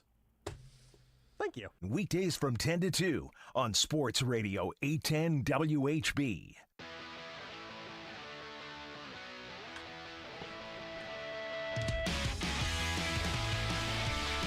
Still coming up with figuring out how to tweet that thing. It took you 4.5 hours to make the stats make sense. Right. I'm going to take on the burden of the next 4.5 hours of making the tweet make sense. We'll put our heads together and figure out how to put this out there so that somebody can read a tweet and understand what we are saying, in that he has played 22 games in his career when his team has fallen behind by 10 or more points. But they didn't start the game behind 10 or more points. So what has he done in the games the second his team is down by double digits? I think everyone listening right now is probably like screaming because it makes sense to them. them. Yeah, they understand it, right. And this isn't for you listeners. This is us talking through the tweet. But if you did not hear it, that's right, and you're just reading a tweet and you're like, the hell is it? What do you mean? It's 22 games. Why is it 13.6? I thought it was 17 since 2019. But where's the 13.6? It doesn't make sense. I don't know. This guy's an idiot. I told you never do math, Jason. So we actually have a helpful YouTube comment here from Jabron Lames. Just says, bro, make the stats into a meme and tweet the meme. There you go. Solved the problem for you. You said Jabron. I thought it was going to be my boy Jabron Kelly. Like, is Jabron listening? What's up? Hi, Jabron. Jabron. He's hanging out down in Dallas just listening to the show. Oh. He's watching the show on YouTube, even he can see you. Yeah, you should mark that. I'd like to have that noise back. That was makes my heart fill up so big.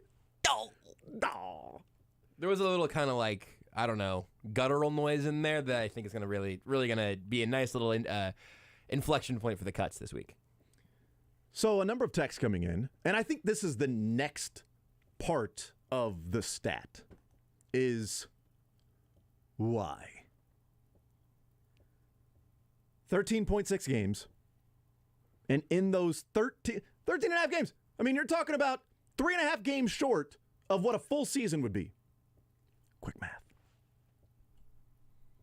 No such thing. And in less than a full season, in 13 and a half games worth, he's thrown for 5,670 yards, 53 touchdowns, and 11 interceptions. And he's added 462 yards rushing with another 2 touchdowns. A quarterback rating of 112.9. Why? See, that, and a number of texters are weighing in and saying, well, here's why, which is the next level of the conversation is why. And the first thing I think of is Patrick Mahomes allowed to just simply be Patrick Mahomes? Is it not, here are the first 15, we got to figure out the defense, we're establishing the run, we're trying to do this over here, all right, there's not as much of a sense of urgency, it's kind of what we've been planning. Okay, wait, now everybody's senses are heightened because you might lose this game, and let's get rolling and sort of bleep you mode. And he's a competitive prick to go along with it. Like, I think that's got to be somewhat part of it, in that, is there the reins sort of taken off by Andy Reid? Or is Andy Reid's own personal self-limitations, subconscious reins taken off? Yeah. I think it's interesting. Look, and obviously there's not going to be a one-size-fits-all because the 10-0 mark against San Francisco this Sunday is very, very different than hitting the 10-point mark 5 minutes left in a game, right? Mm-hmm. Yeah. So there's, it's going to shift some from game to game. But my hunch would be that that they throw the ball at a higher rate, and most likely a higher average depth of target would just be an assumption for playing from behind. This is what I thought was going to happen. Is like, well, why don't you look up what the depth of target was? See, I'm afraid for you. I don't want you to have to do that. What about the yards per attempt? And why didn't you do the Yakimom text? And why didn't you do EPA? And where's your DVOA there, guy? Huh? Stats are really hard. You have to be really smart to understand and make them. I'm impressed that you got as far as you did. Thanks. So, without having advanced. Because once I started, I'm like, It's taken me a while just to find the 22 games they were down by 10 points. Nobody has a list of those. Yeah, you have to. You're always working off other people's statistical work to some extent, and then somebody's doing pen and paper charting. I don't think you should have to do the A.dot for every one of these snaps. I think you're set free on that. But I'm guessing there's probably something there, something with the aggressiveness, something with how often they're throwing the ball. But it is hilarious that I do think that even if you got every numerical option possible, you would still probably fall a little short of an honest, clean explanation. Because I also think you probably would just find that Patrick Mahomes is a little bit better when it's essentially crunch time. Gotta have it time. Because those interception numbers aren't as high as I expected them to be, honestly. Yeah. I expected if the yards are going to be that high and all of the other things I've theorized are true, more throwing, more aggressive throwing, all of that, maybe tighter windows, I would have assumed the picks would go way up. And they didn't go up by very much at all. So it's regardless of how it's happening, those results are incredible. So I wanted to also, I wanted to, look at what it would be per game, and I don't know how to tweet it out per game along with that, because then that you're just getting into a lot of convoluted numbers. But imagine if you, because it's, again, 13.6 games. Yeah.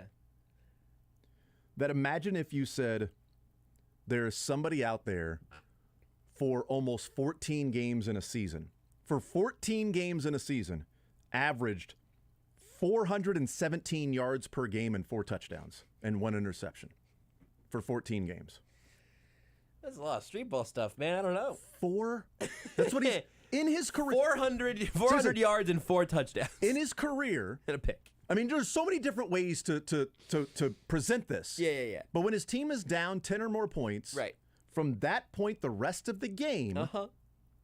He essentially puts up numbers that would equate to 417 yards per game and 4 touchdowns and 1 interception per game. He's a unicorn. Yeah. And again, is it Andy Reid then just says, all right, now we got to, go with Patrick doing Patrick stuff? Or maybe is it Andy Reid going, we can't hold these plays back anymore? That's it. I was gonna say door number 3 might be Andy Reid says, all right, time for the good bleep. Here we go. Time for the reserves. No more generic vanilla. VSOP, here we go. Rocky Road. When it's grim, me lick the finger and go ahead and go through the playbook. When it's grim, pull out the Grim Reaper plays. Here we go, EB. Let's get in our bag. I don't know. There's a lot of different reasons as to why. I'd wonder what Patrick Mahomes would think. Maybe that's something next Wednesday he could be asked. But, hey, Patrick, when your teams fall behind by 10 points, the rest of the game, the numbers you put up equates to somebody averaging 417 yards per game and 4 touchdowns. Why? When it's grim, eat the Carolina Reaper? I don't know. I was really that whole time was trying to come up with a food pun. That's what you were doing. I told him there's that liner earlier that when I get a glazed over look, I am either just looking out the window at leaves and listening to the radio, or I'm thinking of a food pun. And you said Rocky Road, and so I started with Grim Rocky. That's not going to be anything. Grim mint chocolate chip. Be the mint reaper. The Rocky Road pun was based on me saying you throw out the generic vanilla plays. Right. And then you get into your Rocky Road plays. So I was going to go. I was going to try to plays. stick with the ice cream pun to name what those could be. And I just couldn't get there. Yeah. Reaper. Okay. Well, is that a pepper? Yeah, there's a Carolina Reaper pepper. That's the internal monologue. You're doing math. I'm doing puns.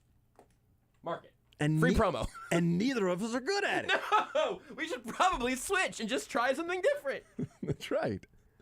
Bailey Zappi and Mac Jones over here doing math pun, yes. Math pun. And Beard just I miss Bill Belichick. I miss Tom Brady is what the line would have been. He's Bill Belichick in that analogy, I think. This text says... is Shane Tom Brady? This text says... Corey's Tom Brady. Stupid stat. Any team that's down by 10 points and comes back and wins is going to have great offensive stats. Not just wins. Well, luckily I did it in all 22 games where he's 13-9. Stupid text. So there are 9 losses in there.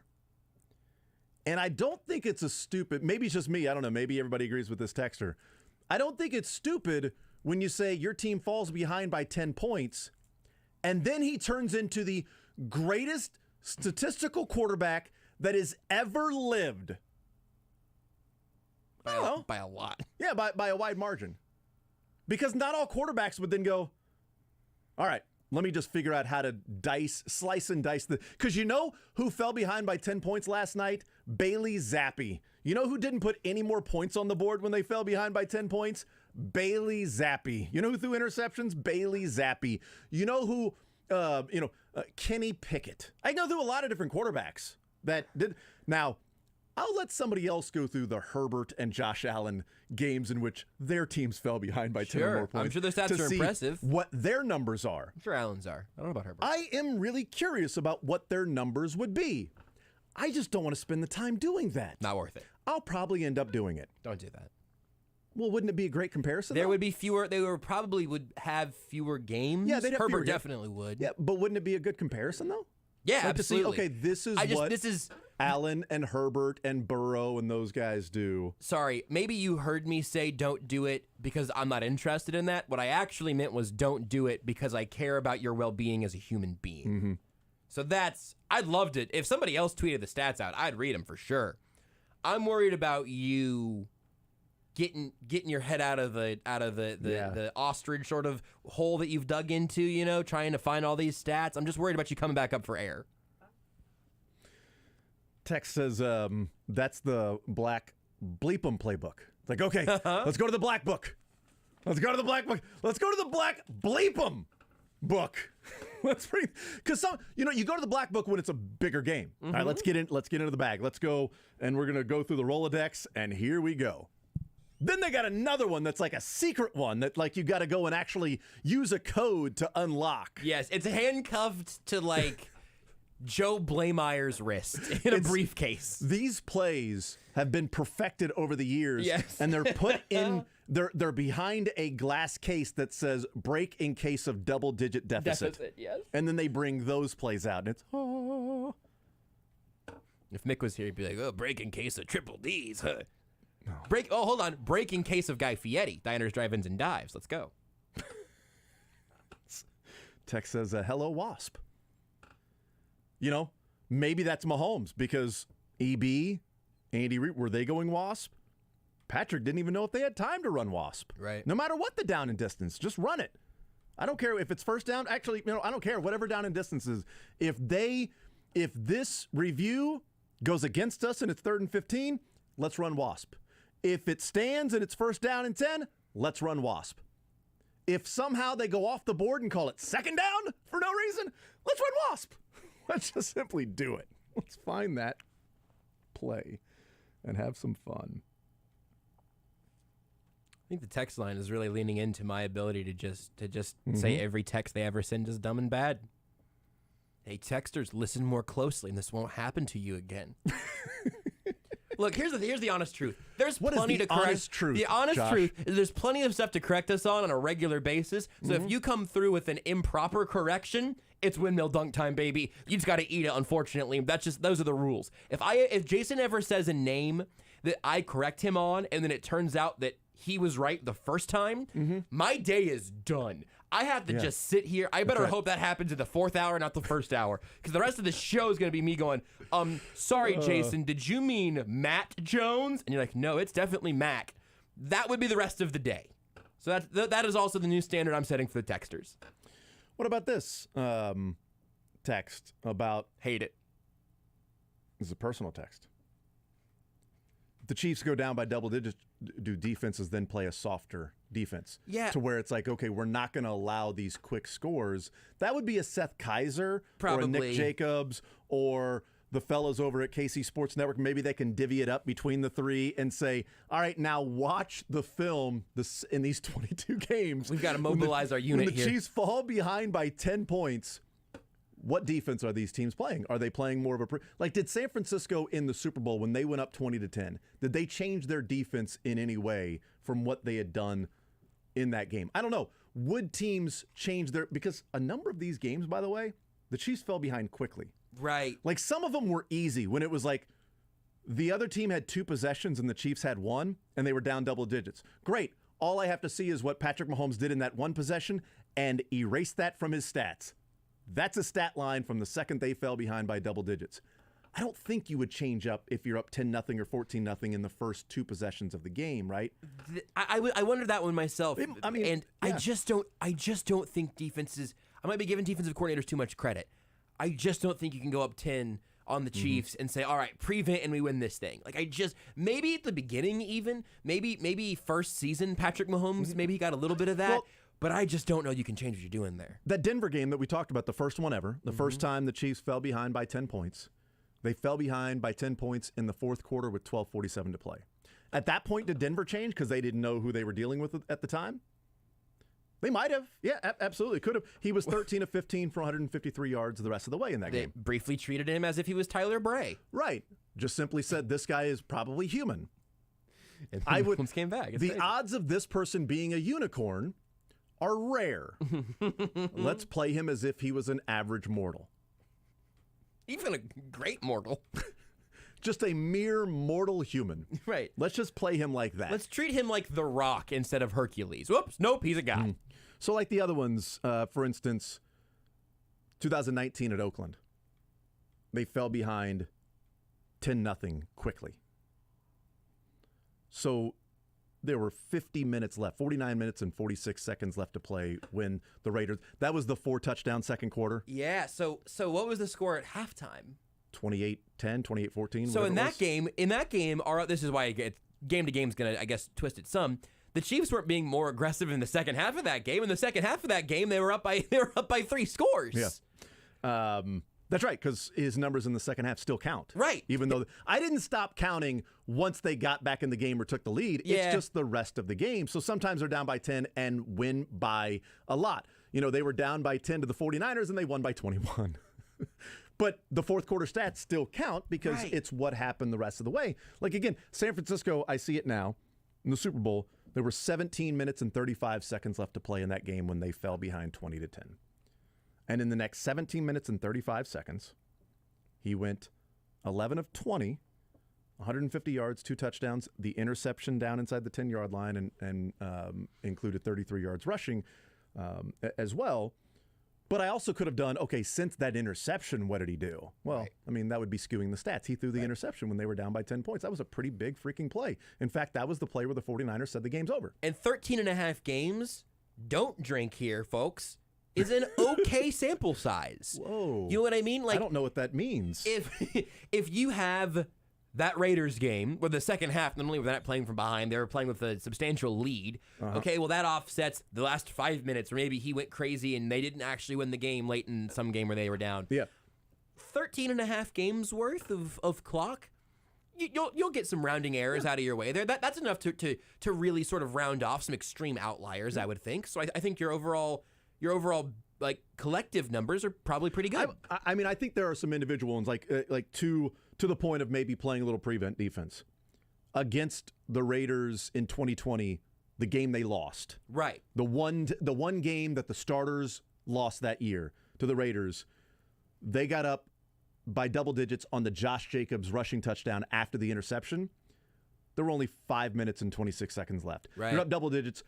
Mahomes, 5 of 8, 78 yards and a touchdown, I would say would be helped along the way with the Raiders going, we can't give up a deep score. Sure. If we make them have to go twice, we're going to win. Right. So make him throw 8 different times to go 78 yards to score a touchdown, not once. I think that would be part of it. Right. But I think over the course of the season, it's like when you look at somebody's batting average, including in the batting averages, curveballs, fastballs, sliders, changeups. He might rake against fastballs and struggle against sliders, but the batting average overall is going to be 287. Right. And it's like, well, you kind of know that there's going to be some different type pitches in there. You can get the splits, but somebody else can do that. Somebody else can do that. You're free. So there you go. You've done your Pro Football Reference deep dive for the week, month, year, I don't know. And what we're going to do is... talk about a deep dive. Listen to Beard's deep dive with sad fans from the 49ers. We'll do that on the other side of the break. That's coming up next. Follow the show on Twitter at J810Anderson, at JB Brisco, at Beards McFly, and at Sports Radio 810.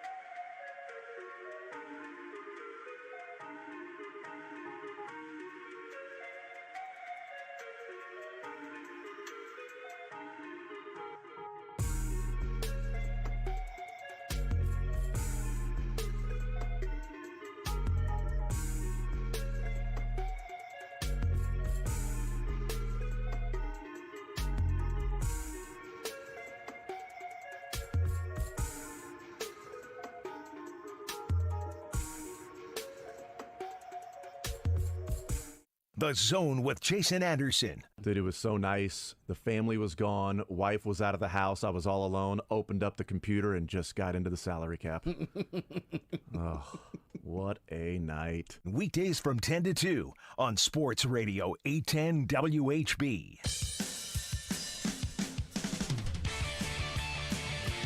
All right, we continue right here on Sports Radio 810 WHB. Jason Anderson with you, Josh Brisco, Beards. We head up until 2 o'clock. So in Petra, the program comes your way at 2.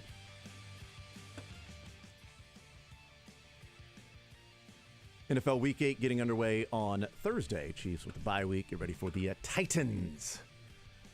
Boy, college football fans that want to hear the conversation with Braden Gall are going to be really upset next week when we start off talking about Chiefs-Titans and break that game down with Braden Gall, who covers the Titans, but also covers college football. It'll be so many weeks in a row. We're going to have 30-minute conversations with Braden, and that's going to be college football for about 10 and a half minutes. We're going to break that down, and in those 10 and a half minutes, we would probably get like 40 minutes worth of conversation in those 10 and a half minutes. It's going to be like Mahomes trailing by 10 or more points. I've gone cross-eyed. I am deep into the tweets here, and I think... I certainly don't want to say I've struck gold. Okay. But I think I'm strucking over is what I'm done. That's where I'm at. I think I might have struck competence, or at least like legibility. So I'll try to get you my little take on the most legible tweet possible sometime after we get Sad Fans. Well, and this is to a specific tweet that came in. I think it's Aunt Shelly. I apologize. Says, hey, can we get visuals with these trailing by double-digit numbers? My ears don't process numbers well. Agreed. We are really trying to put that together to where it's one tweet and it's not convoluted, and it's and I'm letting Josh try to figure that one out. You do the math, I do the I do the writing, and we come up with one mediocre product. But I have decided that I'm going to look up Allen, Herbert, and Burrow. Just for comparison. All three of them now? For comparison. During the break, I said, don't worry about Herbert. Maybe you just do Josh Allen. Now you've added 2 more. Well, I do want to look up Burrow. I know. I think it might be interesting. Yeah, because his team has trailed. I'm just worried that by Friday you're going to have a long white beard and huge bags under your eyes. Like, well, if I just look at what Phillip Rivers did, then we'll really know. Nope. Comparing him to the quarterbacks that I'm not looking at Tom Brady. I am not going to look at Tom Brady's games where he's trailing by 10 or more points in his 20-year career. You don't want Lamar Jackson in there too, just for fun? Hey, Jason. Well, then it would be mainly rushing yards, what he's done. And Hey, Jason. Yeah. What do you think Troy Aikman did when he was trailing by 10 or more? Handed off to Emmitt Smith. And relied on the defense. The defense scored. The special teams took care of business, and Emmitt Smith rocked out. And bleep it, 88's down there somewhere. He's got to be down there. Is there a Jay Novacek somewhere in front of me? Is that Jay Novacek, Dad? There he is right there. Do you think he ever was down 10 points? Do you think the Cowboys just won every game? Or maybe lost a couple by one possession? I don't know. I'd guess he probably was never down. Is that Harper? Is that Harper, Irvin? No, just throw the ball. We'll figure it out. All right, the Chiefs threw the ball a lot against the 49ers, and the 49ers could not figure it out. And that brings us to our next edition of Sad Fans on, in, around, from. Within, throughout, aboard, above, below. Reddit. Beards, your baby. Take it away, sir.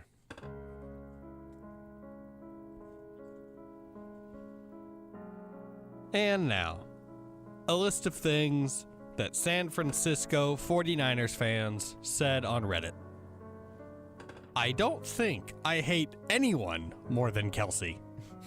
Name a more dangerous duo than the Chiefs and the referees. The defense should put Kittle in to cover Kelsey so he can give him a pop to the thorax. Well, that defensive series did not inspire confidence. Mahomes is a... It's hard to root for a guy that runs into the arms of defenders and expects not to get sacked. McGlinchey is getting upside down. Really doing the number 69 justice. Kyle Shanahan and blowing an early 10-point lead. Name a more iconic duo. Mahomes is an excellent quarterback and he surgically picks apart defenses, but people aren't ready for that conversation. Pete Davidson looks like a wee Scottish junkie, by the way. The 49ers are turning into the Raiders. We screw ourselves over and over. God, does Jimmy blow just put CMC in Wildcat and run that all day. So tired of Jimmy costing us games. Jimmy Garoppolo and choking in key moments against the Chiefs. Name a more iconic duo. Kyle has his head up his ass again. Is he going to be his usual conservative self in the second half again? Dumbass. Jimmy's harlots will all have the clap. Throw the ball away if you're under that kind of pressure. Jimmy gag in the big moments without fail. Okay, hear me out. I haven't done any extensive research on how this would work out, but trade Jimmy G for Tom Brady, at least for this year, go all in. Praise be to our zebra overlords. The Chiefs' offensive line has the motto like the Legion of Boom secondary back in the day, where if everyone is holding, then nobody is holding. Somebody text Jimmy and tell him to throw it away instead of throwing up soiled diapers. Could have had at least 3 from that drive. I'm ready to take a break from drinking, but 49ers. Yo, is Gold incapable of kicking it into the end zone? Oh, terrible run defense by Jimmy G. In my universe, CMC ran it in on 3rd and 2, and we are still hyped. Mahomes could have Walmart employees playing wide receiver for him, and he's still going to put up 350 yards. It's a shame Kyle broke Trey Lance before we had a chance to see what a quarterback with a legit arm could do. George, it's tight end day, you ass! Come on, D! Penetrate! This is about that time of the game where one of my kids asks to put Bluey on, and I just sigh and say, go ahead. I remember back in 2019 when people said that a field goal against the Chiefs is basically a turnover. Partial joke, not even. No. 4 crying emojis and 2 angry face emojis. If Shanahan wasn't an egomaniac, we'd be going 2 for 3 on Super Bowls with Brady. Since we're allergic to come from behind wins, might as well just go do homework. Does Bosa not wonder why McKinnon was lined up on him and say, hey, something's not right here? Would Kyle rather die than accept accountability? I'm going to go in the yard and pick up my dog. On a positive note, I can go stain my deck now. Will somebody buy my Kittle jersey so I don't have to have this symbol of shame hanging in my closet?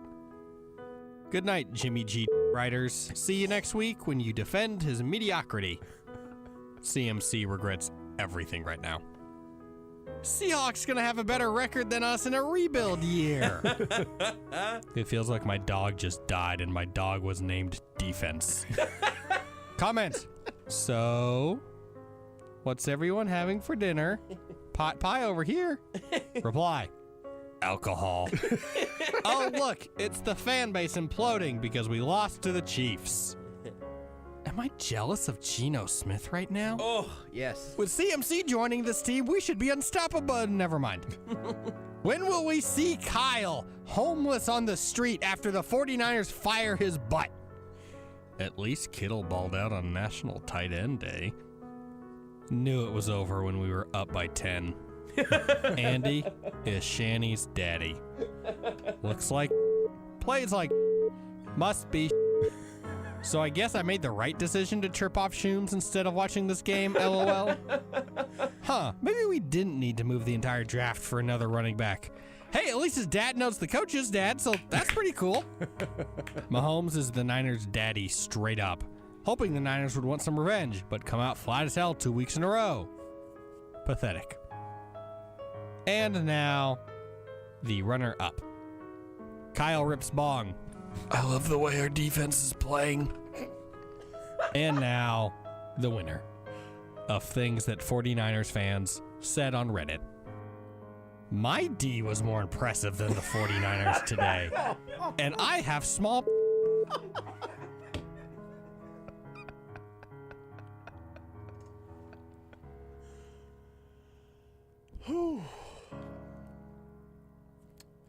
Another brilliant edition. Niners fans brought it, huh? They're pretty good. Niners fans brought it. It's good work. Good stuff, Niners Reddit. I'm surprised at the amount of people that were surprised that McCaffrey didn't play more. I thought the feeling was that people were kind of surprised by how much he played. I think my favorite. I think what ended up being the last three there were absolute heaters. We're good. Maybe we shouldn't have traded our entire draft for a running back, but at least our coach knows his dad is hilarious. Dad knows his dad. Sorry, good point. At least our coach's dad knows his dad. That is a hilarious bit. The winner, totally justified winner, but a real extra spotlight just for Beards' impression of what he would sound like shortly after being Kyle Shanahan, shortly after taking a bong rip. That's right. I could hear the inflection there, Beards. You were really you really laid out there as an actor, and it was beautiful. I tried my best. We got to get Beards like a voice acting job or something. I feel like he's earned it. Oh, I had tears in my eyes at the end there. That's a really good one from the Niners. Pretty good. Best performance from the Niners against the Chiefs about time, in yeah. years. Yes. You know, just go up by 10 points if you're the Niners, and then call it a day, and then wrap it up. All right, we're good. They knew it was over when they were up 10-0. Went up by 10. We're fine. Such a good comment. I knew it was over when we went up 10. Is such a funny, just beaten down. You can tell the difference now. You've heard enough different ones now, Jason, obviously. Yeah. I think you can start hearing the differences depending on where the fan base expected to be and how they feel about their coach and quarterback, how much that informs. That one was just self-deprecating sadness. There's always one target from every fan base that it is their guy that they are going to beat up on, and for the Niners, it was Shanahan. And Jimmy G. And Jimmy G, but mainly Shanahan. Jimmy G's just kind of there because... Right. Yeah. Because of Shanahan? Yeah. Because of his ego wouldn't let him bring Brady exactly. in? Two or three Super Bowls with Brady? I think with Garoppolo, it's like, well, they didn't want it to be Garoppolo. But at least they have him there, so it's not a complete dumpster fire. It should have been Trey. Maybe it should have been Brady.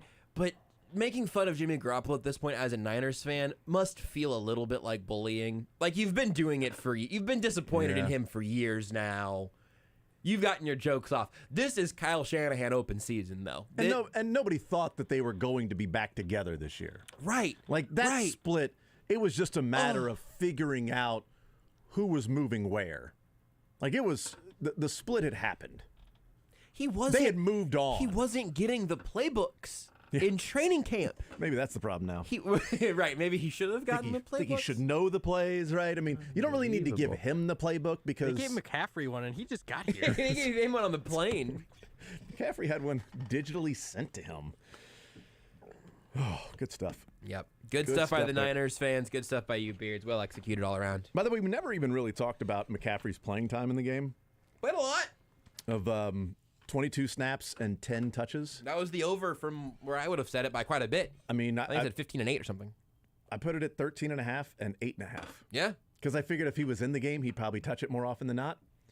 And I didn't think that the amount of time he was in the game, he would touch it half the time or, less than half the time.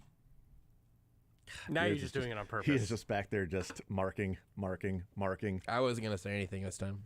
But I would have probably set the over-under at like 65% of plays to how many times he gets the ball. Designed touches. Yeah. Like, you're in there to get the ball. Right. Now, 22 plays and 10 touches. And that, to me, is where it's probably where I think there might be some beef from 49ers fans in McCaffrey and how much they used him. Because it's not like he's coming back from injury and this is his first game back this year. And it's like, well, he had no preseason. This is now game number 7. So ease him into his body getting beat up. No, he's played all year. It's just a matter of knowing the plays. Right. So if he was out there 22 times, if he knew enough plays to play 22 times, then why not take advantage of the 22 times that he's there and get him the ball a few more times in the game? Jeff Wilson ended up being more effective with the ball in his hand anyway. Right? Crazy how that works. 7.7 yards per carry. McCaffrey at 4.8. And it's not like Jeff Wilson had a huge run that set him apart that completely skewed the numbers. Yeah. His long was 15 and McCaffrey's was 12. Yep. Just it was a pretty effective running game. They weren't able to stick with it for too long, and eventually you get a couple little stops on it, and all of a sudden now Jimmy Garoppolo's got 3rd and 8. Anytime you can give up 4 draft picks for somebody to get 1 more carry and 16 less yards than the other guy, you'd want to do that. The Jets. Here, we didn't talk about that. I meant to write this down at some point or text you guys about it yesterday. Totally forgot. James Robinson? So yesterday, the Jets trade for James Robinson, right? Undrafted free agent who the Jags bring in. He's a leading rusher in the league candidate. I don't think he led the league in rushing that rookie year, but I think he was like top 5. He had like 1,200 yards rushing as a rookie. Ton of yards rushing as a rookie, and then Urban Meyer shows up and immediately drafts Travis Etienne. I don't get it, but it's what they did. In the first round. In the first round. First round running back. When you have a UDFA running back who just played as well as you could ask a running back to play realistically. Well, that all notwithstanding, yesterday, after drafting Breece Hall as highly as they did, was he an early second? He didn't end up going in the first, right? He ended up going in the second round this year. I don't think there were running backs taken in the first this year. The Jets draft Hall. He's been their most dynamic offensive player. He's out for the season. So the Jets, outperforming their preseason expectations, trade for James Robinson. They got him for a 6th-round draft pick. I wouldn't have wanted the Chiefs to trade for any running back at this point. I don't know that that would have helped. But a 6th-round pick for James Robinson, you know me. You know me, running backs are largely replaceable parts guy. You want to have young ones and cheap ones, but largely they're pretty replaceable with a few notable exceptions. I have no problem with the Jets saying, you know what? We are trying to make our offense work while we evaluate Zach Wilson, and we just lost our most dynamic playmaker. Another one of our most dynamic playmakers wants out. We'll trade for James Robinson and just try to give this offense a little juice at the cost of a 6th-round pick. You know what? UDFA contract, all that. That's just fine. If the Niners would have traded a 6th-round pick for James Robinson, I would have made sure that I found him in every fantasy league. I would be making my trades ahead of time to be like, oh, man, he's going to feast there. And instead, they trade so much more for a guy who is so much more expensive and has not been more special over the last couple of years. I just think the Niners made a horrible mistake. I mean, I think that's the simple version of it. And meanwhile, there are ways you can try to, bolster your offense and bolster your backfield that's not embarrassing. I would have liked to see the Jets trade for Kareem Hunt. Would have cost... Because he's on my fantasy team. Okay, got it. So therefore he would get more carries. Got it. Things Nobody like... cares. Oh, okay. I think James Robinson for a 6th-round pick is probably about the best running back trade I have seen. Did that trade went down last night, right? Yeah. Okay, so I was driving, I think it was halftime. Late afternoon or night, yeah. Yeah, so it was halftime. It might have been late afternoon when I heard it, but it was, I think it was at halftime of the Monday Night Football game when I was driving to CBD American Shaman, 44% off. Yes. Thank you, Chiefs. Incredible discount. So I was heading there because I'm like, oh, wait, they close at 9. I should go there. And so on my way there, and it says that the Jets have made a move. They lost Breece Hall, but they feel like their window is open this year. They have made a move. They are not going to rest on their laurels. They have traded for running back. And I'm going, Kareem Hunt, Kareem Hunt, Kareem Hunt, Kareem Hunt. James Robinson. Yeah, makes sense. Makes sense. Total makes sense. Yep. Makes total sense. Would have liked to see Kareem Hunt as a feature back. That's why I paid the money for him in the auction league, was that I thought he would end up somewhere with an injury. Not the case. Well, that's all right. What do you think Kareem Hunt would even do as the featured back somewhere? I mean, what evidence do you have that would work out really well? I'm still waiting to see it. Show me a time where Kareem Hunt showed that he could be a feature back, and I'll show you the number 1 offense in the NFL. That's what. Wow, you really believe in Zach Wilson? Okay, maybe they should have traded for him. If you want to be, he's been the feature back a year and a half of his career. There's the evidence. What other parts of that offense would say were the reasons why that offense was so good outside of him? I can't think of one. Unless they're down by 10 points. Then that Will you please look up to see what Kareem Hunt did as a rusher when his teams are down by 10 points or more? I will not. Every carry, please. I will not. Have it on my desk by noon tomorrow. I'll get it to you. Use the first 2 hours of the show tomorrow. I'll get it to you the day after I die. Take the show with you by listening live on 810WHB.com, in the 810 mobile app, or by subscribing to The Zone wherever you get your podcasts.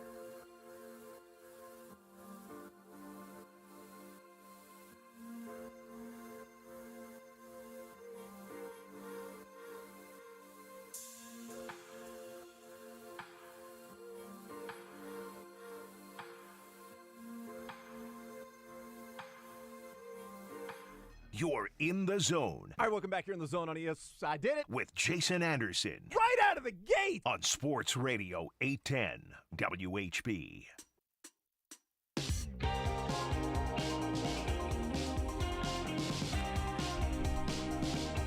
All right, Beards, what do you think of this one? All right, what do you think of this tweet? I think we got it. Here we go. We may have landed on the winner. We landed on the moon. Patrick Mahomes has a 13-9 record when his team trails by 10 or more points. These are the numbers for Mahomes in those games starting when his team falls behind.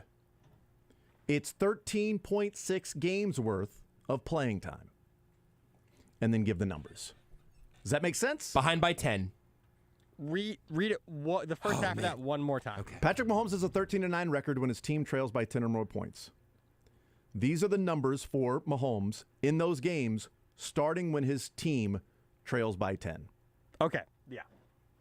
Because I don't think the first time you mentioned the second part of the trails by 10 I'm going to do the team okay. trails by 10. That was my nitpick there. In the meantime, while you type that, I would like to just read a tweet that I saw during the break. Read a tweet that you saw during the break. This is from Antonio Morales, covers USC football for The Athletic.